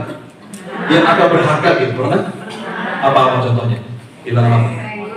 Dompet, barang, uang emas, HP. Rasanya gimana, Bu? Sakit. Gimana sakitnya, Bu? Nah sekarang saya bertanya, Ibu pernah nggak ada kasus tetangga Ibu kehilangan barang? Pernah? Nah beda nggak rasanya?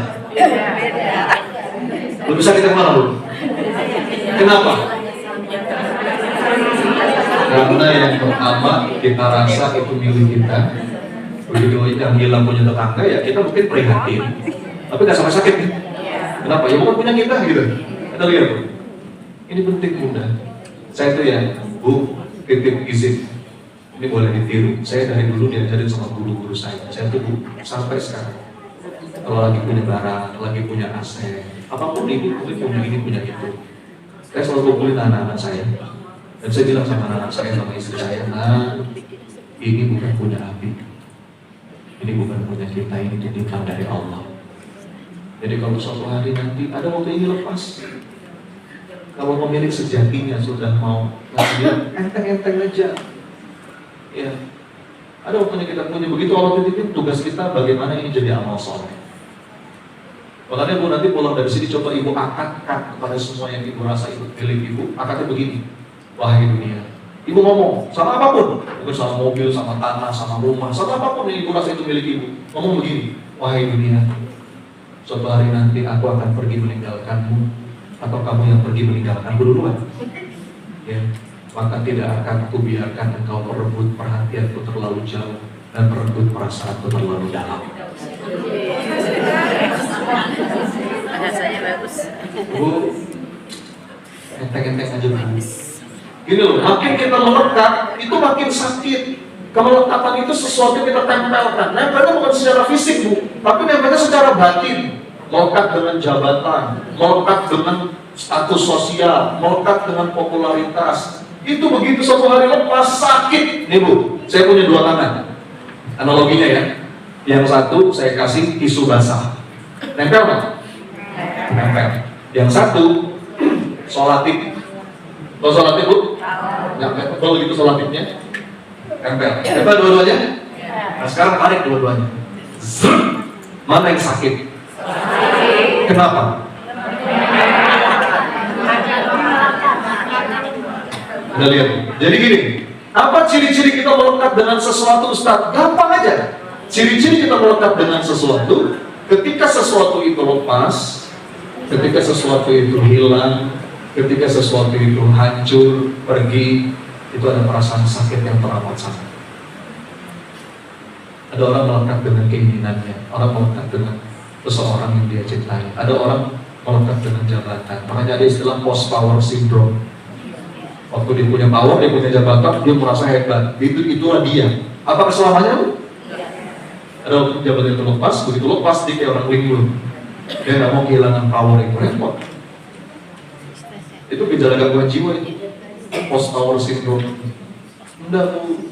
Nah sekarang saya mau lanjut lagi nih. Siap dengan latihannya nggak? Siap. Bener nih. Bu, ini mumpung Ramadan ya Bu ya. Latihan untuk melepas kemelekatan. Namanya saya sebut dengan batas getar atas. Coba diulang, apa? Sekali lagi, apa? Apa itu batas getar atas, Ustaz? Ini Bu, ini Bu, mumpung Ramadan saya mengajak diri saya sendiri. Saya ngomong gini Bu, berarti saya ngomong buat diri saya sendiri juga, bukan cuma buat Ibu, buat saya yang paling utama.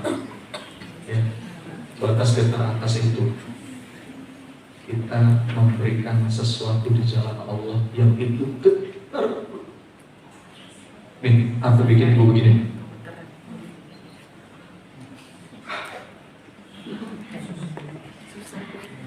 Ini yang begini Ibu. Begitu Ibu lepas, saya nggak kebayang bagaimana barokah Allah itu turun. Ini Bu ya, gini.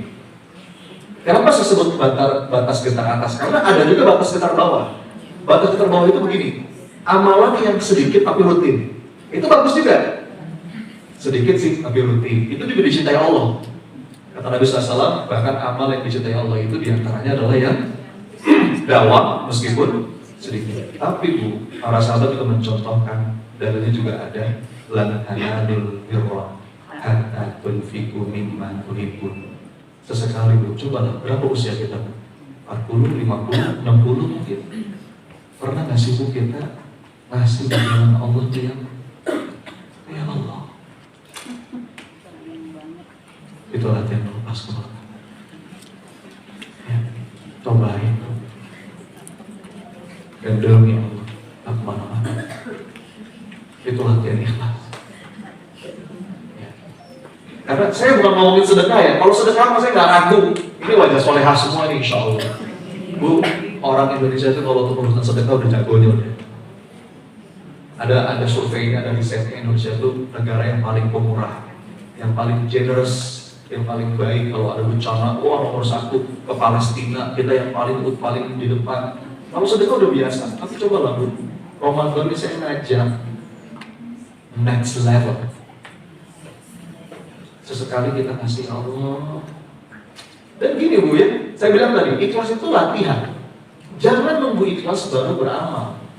Namanya latihan itu practice by doing, learning by doing. Jangan nungguin ikhlas baru bergerak. Akhirnya gak gerak kita. Gerak aja dulu walaupun belum ikhlas. Nanti pelan-pelan ketemu tuh satu state dia namanya. Serius aja. Yang penting kita sadar, kayaknya saya masih ada riaknya nih. Gak apa-apa, terusin. Saya masih ada pengen dipujinya. Terusin. Jangan berhenti. Itu namanya learning by doing. Jangan nunggu-nunggu ikhlas baru bergerak. Nggak sampai mati kita nanti. Udah, Allah tahu kita sedang struggle. Allah tahu kita lagi berlatih. Walaupun mungkin belum sepenuhnya, belum 100%, nggak apa-apa. Lepas. Ya Allah. Terusin lagi sampai satu titik, mudah-mudahan ada satu amal yang Allah terima, yang murni karenamu ya Allah. Supaya kita pengen disayang sama Allah. Oke Bu, itu wajah tegak-tegak semua begini. Saya kesal Ustaz datang ke sini. Ayo, saya juga ngomong begitu. Saya alhamdulillah saya sama istri sama anak tuh satu frekuensi. Kita tuh nggak pernah berat, nggak pernah pokoknya apa lepas. Dan itu rezeki yang mahal dari Allah. Saat kita diberikan dorongan gitu ya, untuk kemudian Apalagi Bu, kalau kita lihat kisah para sahabat, aduh malu Bu, kita nggak disuruh jumpa bukunya. Saya tuh kalau baca sirah, ya kita tuh dibandingkan amalan-amalan para sahabat ya, generasi terbaik, nggak ada suruh cukupnya. Kita kadang-kadang baru beramal sedikit aja udah kayak merasa hebat dan jadi melepas kemelekatan. Itu latihan yang kedua. Bagus. Tadi yang pertama apa latihannya? Memurnikan. Hanya aja ya Allah, ini untuk apa, untuk siapa, cari apa. Yang kedua, melepas rasa memiliki, melepas kemelekatan.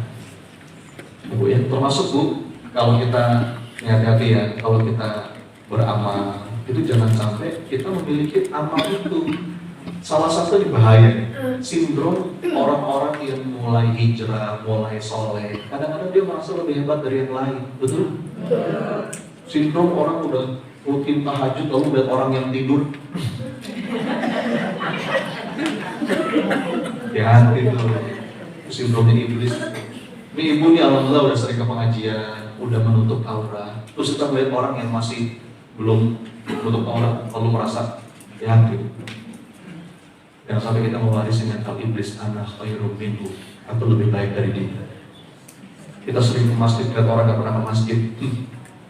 Umben, ya kemantuan aja ke masjid, hati-hati. Nah caranya gimana supaya kita gak terjebak begitu? Caranya begini Bu, setiap kali kita beramal, kita melihat bahwa amal itu adalah taufik dari Allah. Jadi setiap beramal itu kita malah semakin besar syukurnya. Ya Allah makasih Engkau berikan aku taufik datang ke sini. Kalau bukan karena taufikmu ya Allah. Jadi kita melihat diri. Kita nggak melihat amal ini milik kita, bukan. Ini semua taufik darimu ya Allah. Dan itu ciri penghuni surga Bu. Penghuni surga nanti Bu, ketika nanti masuk surga, kalimatnya begini. Lihat, ini kalimat penghuni surga. Alhamdulillahilladzi hadana lihada wa ma kunna linahtadiya laula an hadana Allah. Itu kalimat yang sering didengar kan? Itu ayat Quran. Para penghuni surga, ketika masuk surga, kalimat begitu. Alhamdulillahilladzi hadana lihada wa ma kunna linahtadiya laula an hadana. Artinya apa? Segala puji bagi Allah yang telah menunjuki aku jalan, yang telah menuntun aku, memberikan aku petunjuk sampai aku biar bisa berada di sini. Bukan karena amal-amalku, aku bisa ada di sini. Bukan gitu. Kita tunggu bisa sholat, kita dapat hidayah menutup aurat, ngaji, puasa Ramadan, semua taufik darimu. Makasih. Jadi kalau mental kita begitu, Bu, mindset kita begitu, makin banyak kita beramal, kita malah makin merasa kecil, makin gede syukurnya, bukan gede sombongnya. Hati-hati. Ini sindrom orang-orang yang udah hijrah. Sindrom orang-orang udah ngaji. Akhirnya baru belajar sedikit, nyala-nyalain orang lain. Baru belajar sedikit seakan-akan memandang orang lain dengan hina. Alhamdulillah, nggak ada dakwah begitu. Maksudnya kalau belajar kita benar, makin kita belajar, makin tawaduk kita. Sama orang tuh makin gede sayangnya. Jadi orang sedang berdosa tuh kayaknya pengen ngajak gitu. Bukan menghakimi. Pengen ngajak, pengen merangkul. Itu ciri ngaji bener. Kalau makin banyak ngaji, kita kok malah makin mengutuk orang yang sedang berdosa. Lalu seakan-akan kita di atas jadi bawah. Alhamdulillah. Nah, jangan salah kita ngaji. Jadi kita nggak merasa memiliki amal kita sekalipun, bahkan melihat amal kita tuh ini pemberian darimu ya Allah, ini petunjuk darimu ya Allah, ini hidayah darimu ya Allah. Oke, bagus. Terakhir yang ketiga sebagai penutup. Yuk diulang lagi. Ada berapa latihan? 3. Latihan menemukan ikhlas. Yang pertama latihan apa? Yang kedua? Yang ketiga Bu, berlatih rela. Coba diulang. Apa? Rela itu bahasa gampangnya ridho. Ibu, ridho sama ikhlas beda loh ya. Ini saling berkaitan tapi beda. Kalau ikhlas itu tentang motif, apa yang tertuju. Ridho itu menerima. Orang Indonesia kadang-kadang suka terbalik. Saya ikhlas Ustaz. Maksudnya itu ridho itu. Ya, itu maksudnya ridho beda. Kalau rela menerima itu ridho. Dan ini saling berkaitan tapi berbeda. Orang yang ikhlas dia akan mudah ridho. Minimal Bu, latihannya gimana? Di mulut dulu aja. Allah tahu kita sedang berlatih. Mungkin belum sinkron nih antara mulut dan hati. Di sini masih berat, masih sempit. Tapi minimal lisan kita, ya Allah, hamba ridho ya Allah.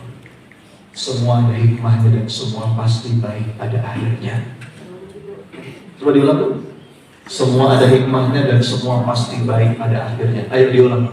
Semua ada hikmahnya dan semua pasti baik pada akhirnya. Bu, kata Nabi SAW, ajaban li amril mu'min inna amrahu kullahu khair. Betapa menakjubkan urusan orang-orang yang beriman. Kenapa? Semuanya baik. In asabathu syarra'u syakara fakanat khairul lahu wa in asabathu dharra'u sabara fakanat khairul lahu. Semuanya baik. Ya.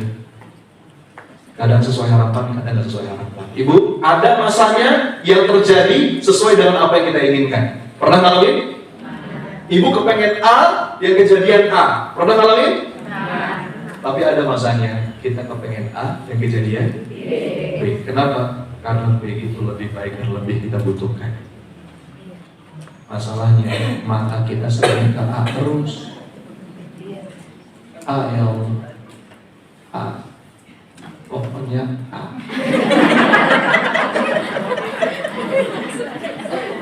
Istiqomahnya gimana Bu? Ya Allah, kalau dia baik jodohkan, kalau dia nggak baik perbaiki dia ya Allah. Itu bukan istiqomah namanya. Padahal dalilnya telak dalam Quran, wa asa an takrahu syai'an wa huwa khairul lakum wa asa an tuhibbu syai'an wa huwa syarrul lakum. Boleh jadi kamu nggak suka sama sesuatu padahal itu. Boleh jadi kamu suka sama sesuatu padahal itu. Allahu ya'lamu wa antum la ta'lamun. Allah yang Maha tahu, kamu nggak tahu. Jadi jangan sok. Ini mau mulut aja ngomong, ya Allah hamba itu. Ibu dengerin.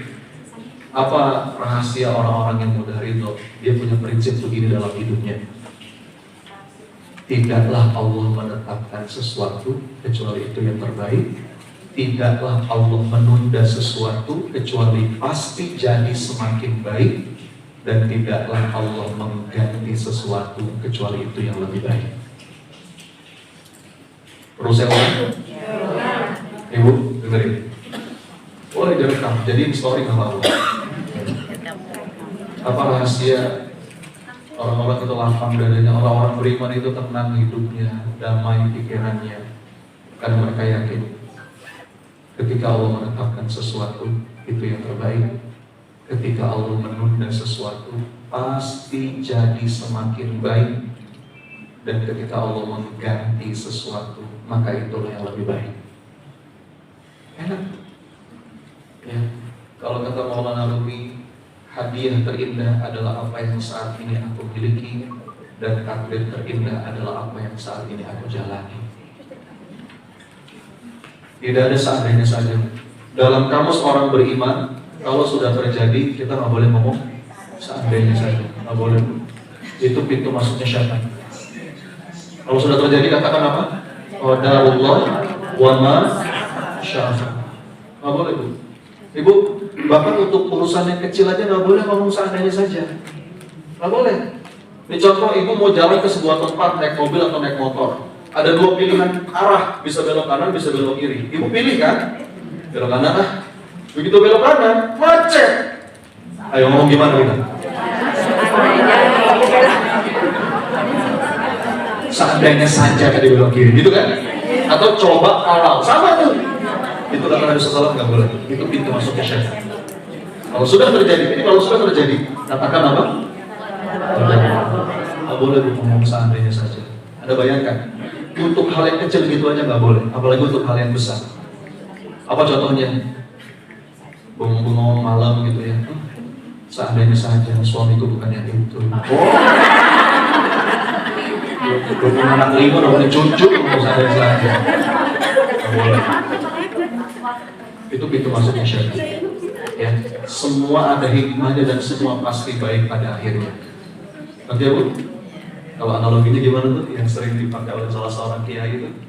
Kalau nasi udah jadi bubur, ayo gimana Bu? Gimana? Cari ayam, suwir-suwir, kasih cakwe, pakai kacang nggak? Sambal, kerupuk, sate, lagi puasa mau dulu. Tapi kita enak kan ngomong begitu daripada meratap, enggak? Orang-orang beriman itu nggak ada meratap dalam hidup.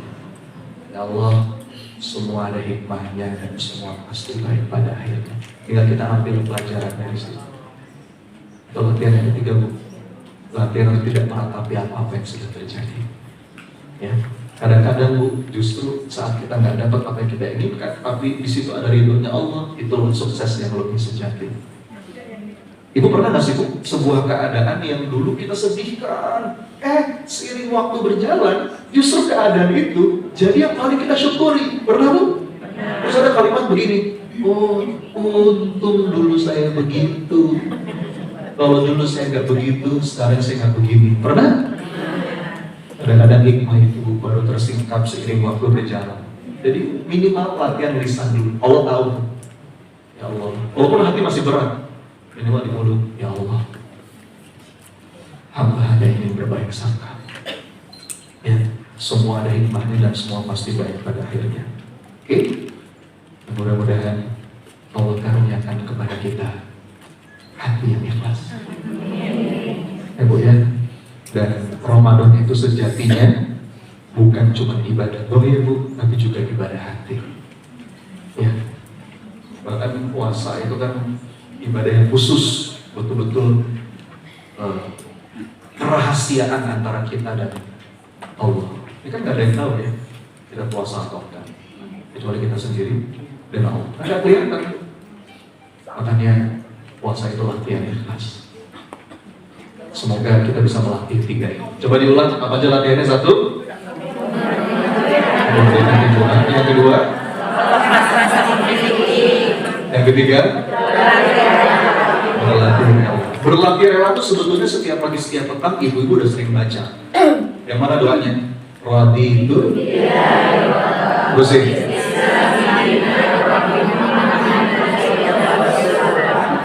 Cuman bukan hanya baca visuali ya Bu. Kalau cuma baca TK juga bisa. Ibu TK berapa sekarang? Itu indah banget loh Bu. Artinya raditu billahi robba. Itu apa ya? Rob hamba ridho, engkau Rob hamba yang mengatur segala urusan hamba. Apapun itu ya hamba itu. Baik. Semoga ada manfaatnya Bu. Kita akan tutup dengan doa. Ini ada sisa waktu 10 menit. Mungkin kalau ada diskusi 5 menit, ya 5 menit kita berdoa. Silakan saya kembalikan kepada pembawa acara. Turun. Assalamualaikum warahmatullahi wabarakatuh. Waalaikumsalam warahmatullahi wabarakatuh. Terima kasih Ustadz atas materinya yang luar biasa ya Bunda ya. Ternyata betul ya, ikhlas itu mudah diucapkan tapi harus latihan. Jadi jangan katakan sulit ya Ustadz ya, tapi harus latihan.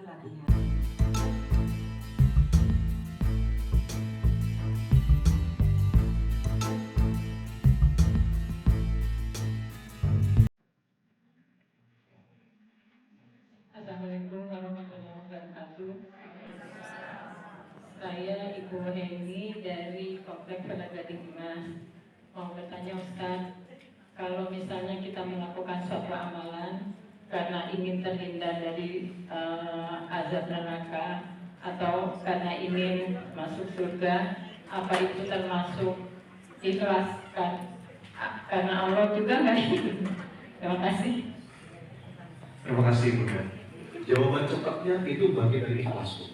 Jadi gini ya, tadi saya bilang salah satu indikator ikhlas itu pamrihnya kepada Allah. Oke? Itu kata kuncinya Bu. Itu kata kuncinya. Jadi dikatakan enggak ikhlas kalau kita pamrihnya kepada manusia. Kalau kita pamrihnya kepada Allah Bunda, itu masuk dalam kategori ikhlas. Misal, tadi saya beramal supaya Allah selamatkan saya dari neraka, supaya Allah masukkan saya dalam surga. Itu ikhlas, karena berharapnya kepada Allah. Termasuk ini Bu, termasuk ya. Termasuk ibu beramal supaya Allah mudahkan urusan dunia. Itu ikhlas kan? Itu ikhlas. Nah, nanti kita bahas lagi. Ikhlas itu pun ada level-levelnya. Ya, jadi kategori ikhlas itu adalah level-levelnya. Kita beramal, misalkan ibu sholat duha supaya rezekinya lancar, ikhlas ya? Itu ikhlas, itu masuk ikhlas. Karena berharap kepada siapa? Kepada Allah. Ibu umroh supaya pulang dari umroh rezekinya lancar, hutang lunas, ikhlas kan? Ikhlas, itu masuk ikhlas. Karena berharap kepada Allah. Itu level 1. Nanti level 2 Bu, bukan cuma untuk urusan dunia. Ikhlas level 2, kepengen Allah selamatkan di akhirat. Ya, kepengen Allah jagain dari api neraka. Itu ikhlas yang lebih dalam. Nah, ikhlas yang paling puncak itu Bu, saat betul-betul ya segala amal soleh kita hanya kepengen Allah itu. Ya, udah gak mikirin lagi bagaimana keadaanku, pokoknya asal Allah itu aku baik-baik saja. Itu semuanya masuk dalam kategori ikhlas. Pokoknya selama pamrihnya kita, harapannya kita kepada Allah itu masuk kategori ikhlas. Dikatakan gak ikhlas kalau kita menghadapkan pandangan kita dan harapan kita kepada selain Allah. Jadi kami yang ya, mudah-mudahan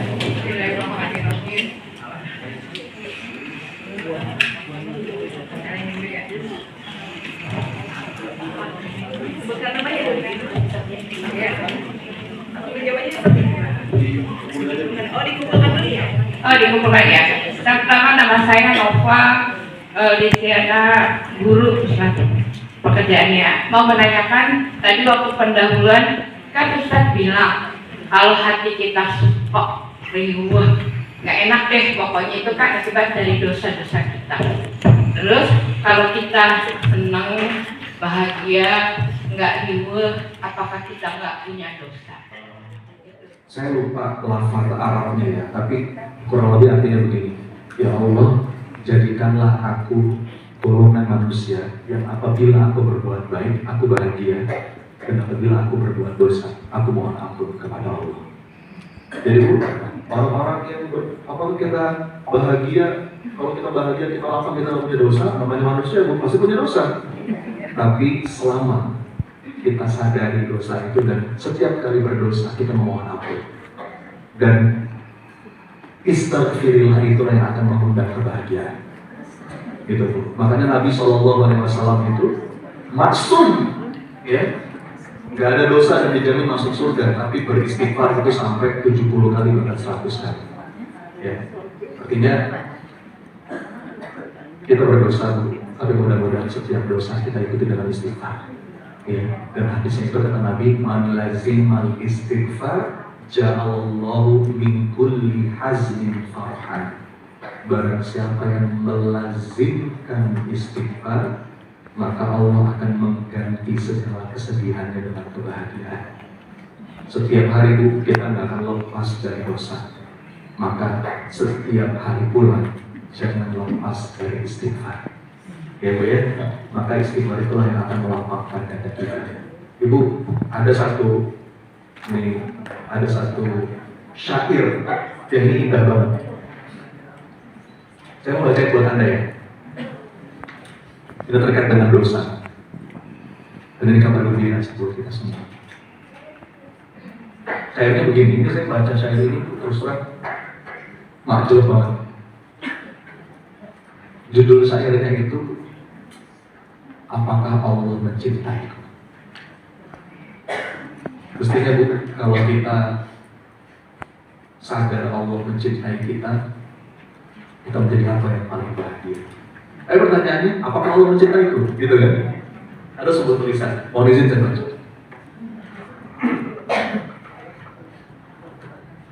Judulnya, apakah Allah mencintaiku? Pertanyaan ini merayuku untuk introspeksi. Iya ya, Allah cinta nggak ya sama aku? Lalu aku mencoba menemukan jawabannya di dalam Quran. Ketika aku membuka Quran, aku mendapati sebuah ayat. Ternyata Allah mencintai orang-orang yang sabar. Ayatnya wallahu yuhibbus sabirin. Aku, Allah, mencintai orangnya. Ayat ini bukan untukku. Kenapa? Aku masih jauh dari sabar. Aku belum bisa disebut sebagai hamba yang bersabar. Kayaknya bukan untukku dari ayat ini. Oke, aku bukan lagi lembaran lain dalam Quran. Dan aku menemukan sebuah ayat, Allah mencintai orang-orang yang berjihad, bersungguh-sungguh dalam ketaatan. Aku lihat diriku. Sepertinya ayat ini bukan untukku. Kenapa? Aku masih jauh dari kesungguhan. Kadang-kadang melawan hawa nafsu saja masih kurang kesungguhan. Aku merasa ini bukan untukku. Aku bukan lagi lembaran lain dalam Quran. Dan aku mendapati sebuah ayat, Allah mencintai orang-orang yang ihsan. Wallahu yuhibbul muhsinin. Ihsan itu orang yang berbuat baik dengan tulus. Aku lihat diriku. Kok sepertinya ini juga bukan untukku. Kadang-kadang aku berbuat baik masih pamrih, masih ada maunya. Lalu aku gelisah. Kok dalam Quran tidak ada ya tanda-tanda pada diriku jika Allah mencintaiku. Tapi aku teruskan membuka lembaran-lembaran dalam Quran. Sampai akhirnya aku menemukan sebuah ayat. Innallaha yuhibbut tawwabin wa yuhibbul mutatahhirin. Ternyata Allah juga mencintai orang-orang yang bertaubat. At-tawwabin itu artinya orang yang berdosa, taubat, besar, taubat, terus begitu. Ketika aku membaca ayat ini, aku merenung jangan-jangan ayat ini untukku dan untuk orang-orang yang sepertiku. Maka segeralah lisanku berucap astagfirullah wa atubu ilaih. Jadi kalaupun kita merasa kita belum punya amalan-amalan hebat, yang kita punya cuma dosa, maka datanglah kepada Allah dengan dosa itu dan berbahagialah. Kenapa? Karena Allah Rabb yang Maha Pengampun. Ya. Jadi jangan dipandang Allah selalu mengampuni kemudian jadi kompensasi untuk terus berbuat dosa. Bukan. Karena kita nggak pernah tahu akhir itu seperti apa ya. Tapi ini pandanglah sebagai satu kabar bahagia bahwa selama ruh kita masih ada, nyawa kita masih ada, Allah tuh nggak pernah bosan ngampunin kita. Makanya salah satu doa yang saya suka itu doa begini, Allahumma inna maghfirataka arja min amalin wa inna rahmataka awsa'u min dambi. Ya. Apa artinya ya Allah? Sungguh ampunanmu lebih aku andalkan dibandingkan amal-amalku, dan aku yakin ya Allah rahmatmu lebih luas dibandingkan sebesar apapun dosaku. Jadi begini, bukan karena berbahagia karena dosa, bukan. Jelas kata Nabi SAW, salah satu definisi dosa itu adalah yang bikin kita gak enak hati. Itu dosa. Tapi kalau dosa itu mengantarkan kita pada taubat, pada istighfar, maka berbahagialah dengan itu.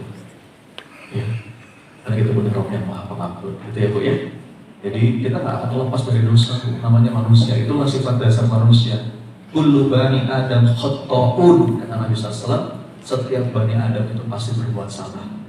Wa khairul khata'una at-tawwabun, dan sebaik-baik orang yang berbuat salah itu adalah yang kembali kepada Allah.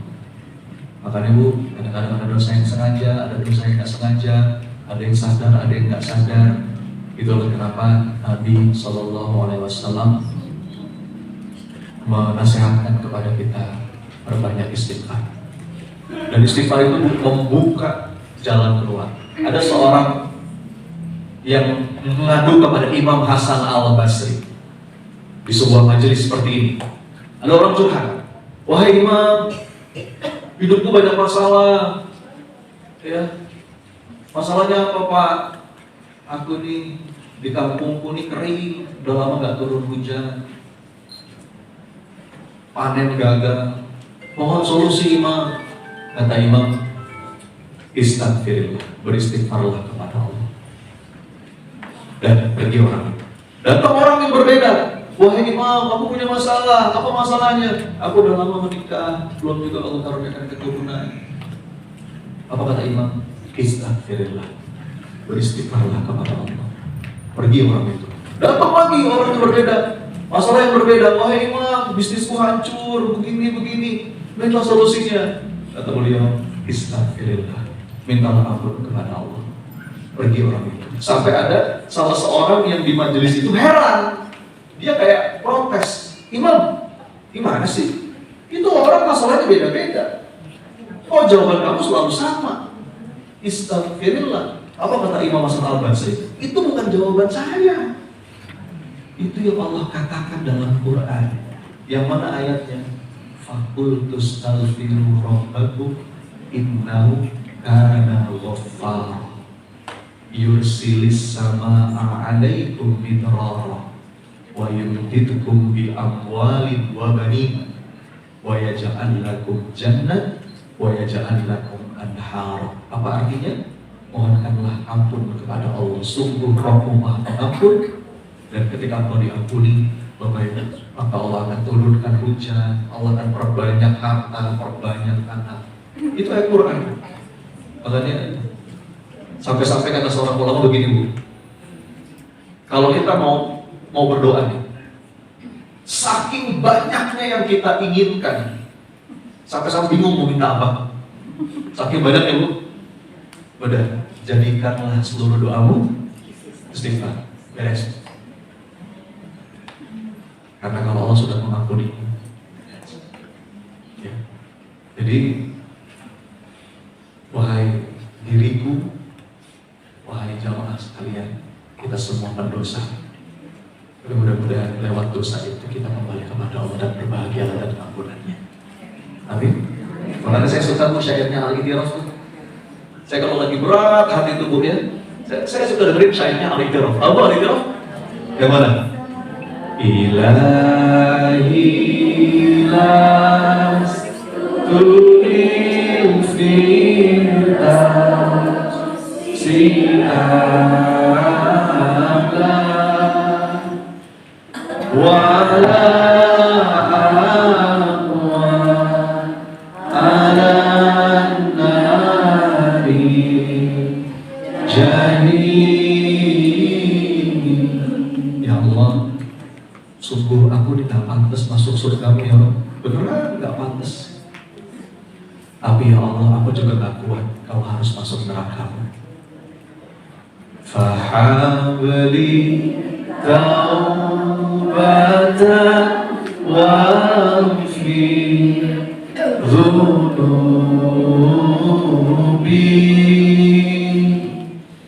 fa innaka ghafirud dzambi azimi. Kalau bukan kepada Engkau ya Rabb, kepada siapa lagi yang memohon ampunan? Bu ya. Dan bukan hanya istighfar, Bu, bahkan Allah itu menyiapkan segala bentuk ibadah sebagai penghapus dosa, betul? Antara satu sholat dengan sholat yang lain itu menghapus. Ini Bu, dari tadi subuh nih ke sholat terakhir ya, sampai nanti menjelang zuhur pasti ada dosa tuh, betul kan? Pasti ada dosa itu. Tapi nanti ketika sholat zuhur Allah hapus lagi. Nanti antara zuhur dan asar pasti ada dosa tuh. Ya Allah hapus lagi. Ada yang antara waktu sholat, ada yang dari Jumat ke Jumat, ada yang dari Ramadan ke Ramadan. Itu lebih maha pemurahnya Allah. Ada yang dari umroh ke umroh. Jadi kita semua berdosa, tapi jangan tenggelam dalam putus asa, nggak boleh. Jelas ayatnya, qul ya ibadiyalladzina asrafu ala anfusihim la taqnatu min rahmatillah. Wahai hamba-hamba yang melampaui batas, kata Allah, jangan putus asa dari rahmat Allah. Ya. Terhadap dosa jangan putus asa, tapi juga jangan tertipu. Nah, itu titik tengahnya. Kalau kata Sayyidina Abu Bakar begini, Innallaha yaghfirul kaba'ir fala tai'asu wa la yu'adzibu ala saghair fala taghtaru. Apa artinya? Allah itu bisa mengampuni dosa-dosa besar, jadi jangan putus asa. Tapi Allah juga bisa mengazab karena dosa-dosa kecil, jadi jangan tertipu. Itu titik tengahnya ya Bu ya. Pokoknya demi Allah tidak akan merugi bagi siapapun yang menawarkan istighfar dalam setiap keadaan. Dan semoga istighfar itu mengundang kebahagiaan. Amin. Baik Bunda, sudah terjawab ya, luar biasa jawabannya. Sudah sepertinya sini apa ya, jawabannya mewakili pertanyaan-pertanyaan yang lain.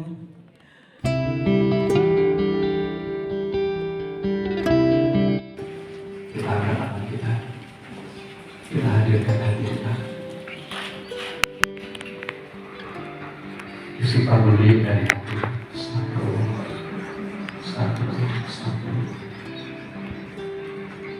Salawat kepada Nabi.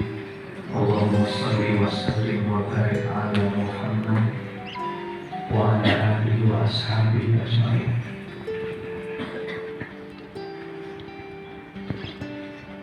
Duhai Allah yang Maha mendengar setelah apapun doa kami. Duhai Allah yang Maha tahu, yang Maha menatap berkumpulnya kami hari ini. Ya Allah, catatkan ya siapapun yang hadir pada hari ini di pesantren muslimah ini ya Allah, jadi hamba-hamba yang Kau cintai. Ya Allah, kami datang ke sini tidak ada niat lain kecuali pengen belajar jadi hamba yang semakin baik. Ya Allah, catatkan duduk kami di sini, yang langkah kami ke sini sebagai pengubur dosa. Ya Allah, lembutkan hati kami ya Allah. Mungkin selama ini hati kami sudah mengeras ya Allah karena dosa. Mudah-mudahan wasilah majelis ini Kau lembutkan hati kami. Kau karuniakan kami pada hidayah. Allahumma ftah lana hikmataka wansur alaina rahmataka ya dzal jalali wal ikram. Ya Allah, ya Allah, Kau jadikan majelis ilmu ini saat mustajabnya doa. Kau jadikan siapapun yang berpuasa sampai berbuka doanya diijabah. Ya Rabb, jika ada di antara kami yang sedang sepi, lapangkan ya Allah. Jika ada di antara kami yang sedang sulit, mudahkan ya Allah. Jika ada di antara kami yang sedang berat ya Allah, apapun judul persoalannya, ringankan ya Allah, kuatkan pundaknya. Ya Allah, jadikan pasangan kami, anak keturunan kami soleh, solehah. Rabbana hab lana min azwajina wa dzurriyyatina qurrata a'yun waj'alna lil muttaqina imama. Ya Allah, undang kami semua yang ada di sini untuk bisa merasakan wukuf di Arafah-Mu ya Allah, untuk bisa sujud langsung di depan Ka'bah-Mu ya Allah, lagi dan lagi duduk bersimpul di masjid Nabi-Mu. Ibu-ibu sekalian, saya berikan kesempatan, silakan doa masing-masing. Apapun itu yang sekarang terlintas di pikiran. Ibu lagi ada hajat apa, ibu lagi ada masalah apa, yang merasa butuh ditolong sama Allah, ayo Bu, minta sekarang, saya aminkan. Amin ya. Ibu ini sangat mustajab insya Allah. Apapun yang sekarang terlintas di pikiran, yang baik-baik minta. Amin ya. Amin ya Allah. Amin ya Allah. Kabulkan dalam bentuk yang paling baik pada waktu yang paling tepat. Ya Allah, tuntun kami di Ramadan ini ya Allah, agar bisa jadi hamba yang semakin baik. Allahumma inna nas'aluka taubatan nasuha wa taubatan qablal maut. Ya Allah, berikan kami kesempatan taubat sebelum Kau panggil kami nanti. Allahumma inna nas'aluka husnul khatimah wa na'udzubika min su'il khatimah. Ya Allah, jadikan akhir hidup kami nanti akhir yang baik ya Allah. kami wafat dalam keadaan taat, bukan dalam keadaan maksiat. Hati kami masih berbolak balik, ya Allah, ya muqallibal qulub, tsabbit qulubana ala dinik. Tuntut sisa umur kami, ya Allah, tuntut kami, ya Allah. La haula wa la quwwata illa billah. Ya Allah, muliakan orang tua kami. Jika mereka masih ada, bahagiakan mereka dengan cara-cara. Jika mereka sudah berpulang, ya Allah, tempatkan mereka di tempat terbaik di sisi. Ampuni mereka, ya Allah. Rabbana ighfir lana wa li walidina warhamhuma kama rabbayana shaghira. Rabbana atina min ladunka rahmah wa hayyi lana min amrina rashada. Rabbana atina fid dunya hasanah wa fil akhirati hasanah wa qina adzabannar. Ya Allah, karuniakan kepada kami kebaikan, kebahagiaan, kelapangan dunia dan akhirat. Jadikan kami hamba-Mu yang ikhlas, ya Allah. Kabulkan Rabbana wa taqabbal Tuhan, Yesus ya Tuhan. Amin, amin ya rabbal alamin. Alhamdulillah. Ya, amin. Terima kasih Ibu-ibu. Saya minta dengan kanan kirinya bersalaman, ucapkan terima kasih, saling berdoakan, saling minta maaf. Ayo silakan. Mudah-mudahan ini awal Ramadan ini berkah. Terima kasih ya Ibu-ibu. Setelah ini saya izin pamit. Semoga ada manfaatnya. Saya tutup subhanallah wa bihamdihi asyhadu an la ilaha illa anta astaghfiruka wa atubu ilaik. Assalamualaikum warahmatullahi wabarakatuh. Waalaikumsalam warahmatullahi wabarakatuh. Terima kasih Ustaz atas ilmunya yang luar biasa ya. Insya Allah ilmu yang disampaikan oleh Ustaz Sony pada pagi hari ini menginspirasi kita ya, menggugah hati kita, membuka pikiran kita, sehingga dari ikhlas itu harus kita lakukan gitu ya. Kami tidak lagi berharap pada manusia ya Ustaz ya, tapi berharap hanya kepada Allah semata. Mudah-mudahan kita semuanya mudah-mudah bisa melakukannya, bisa melaksanakannya setiap hari, sehingga Allah yang menjadi tujuan hidup.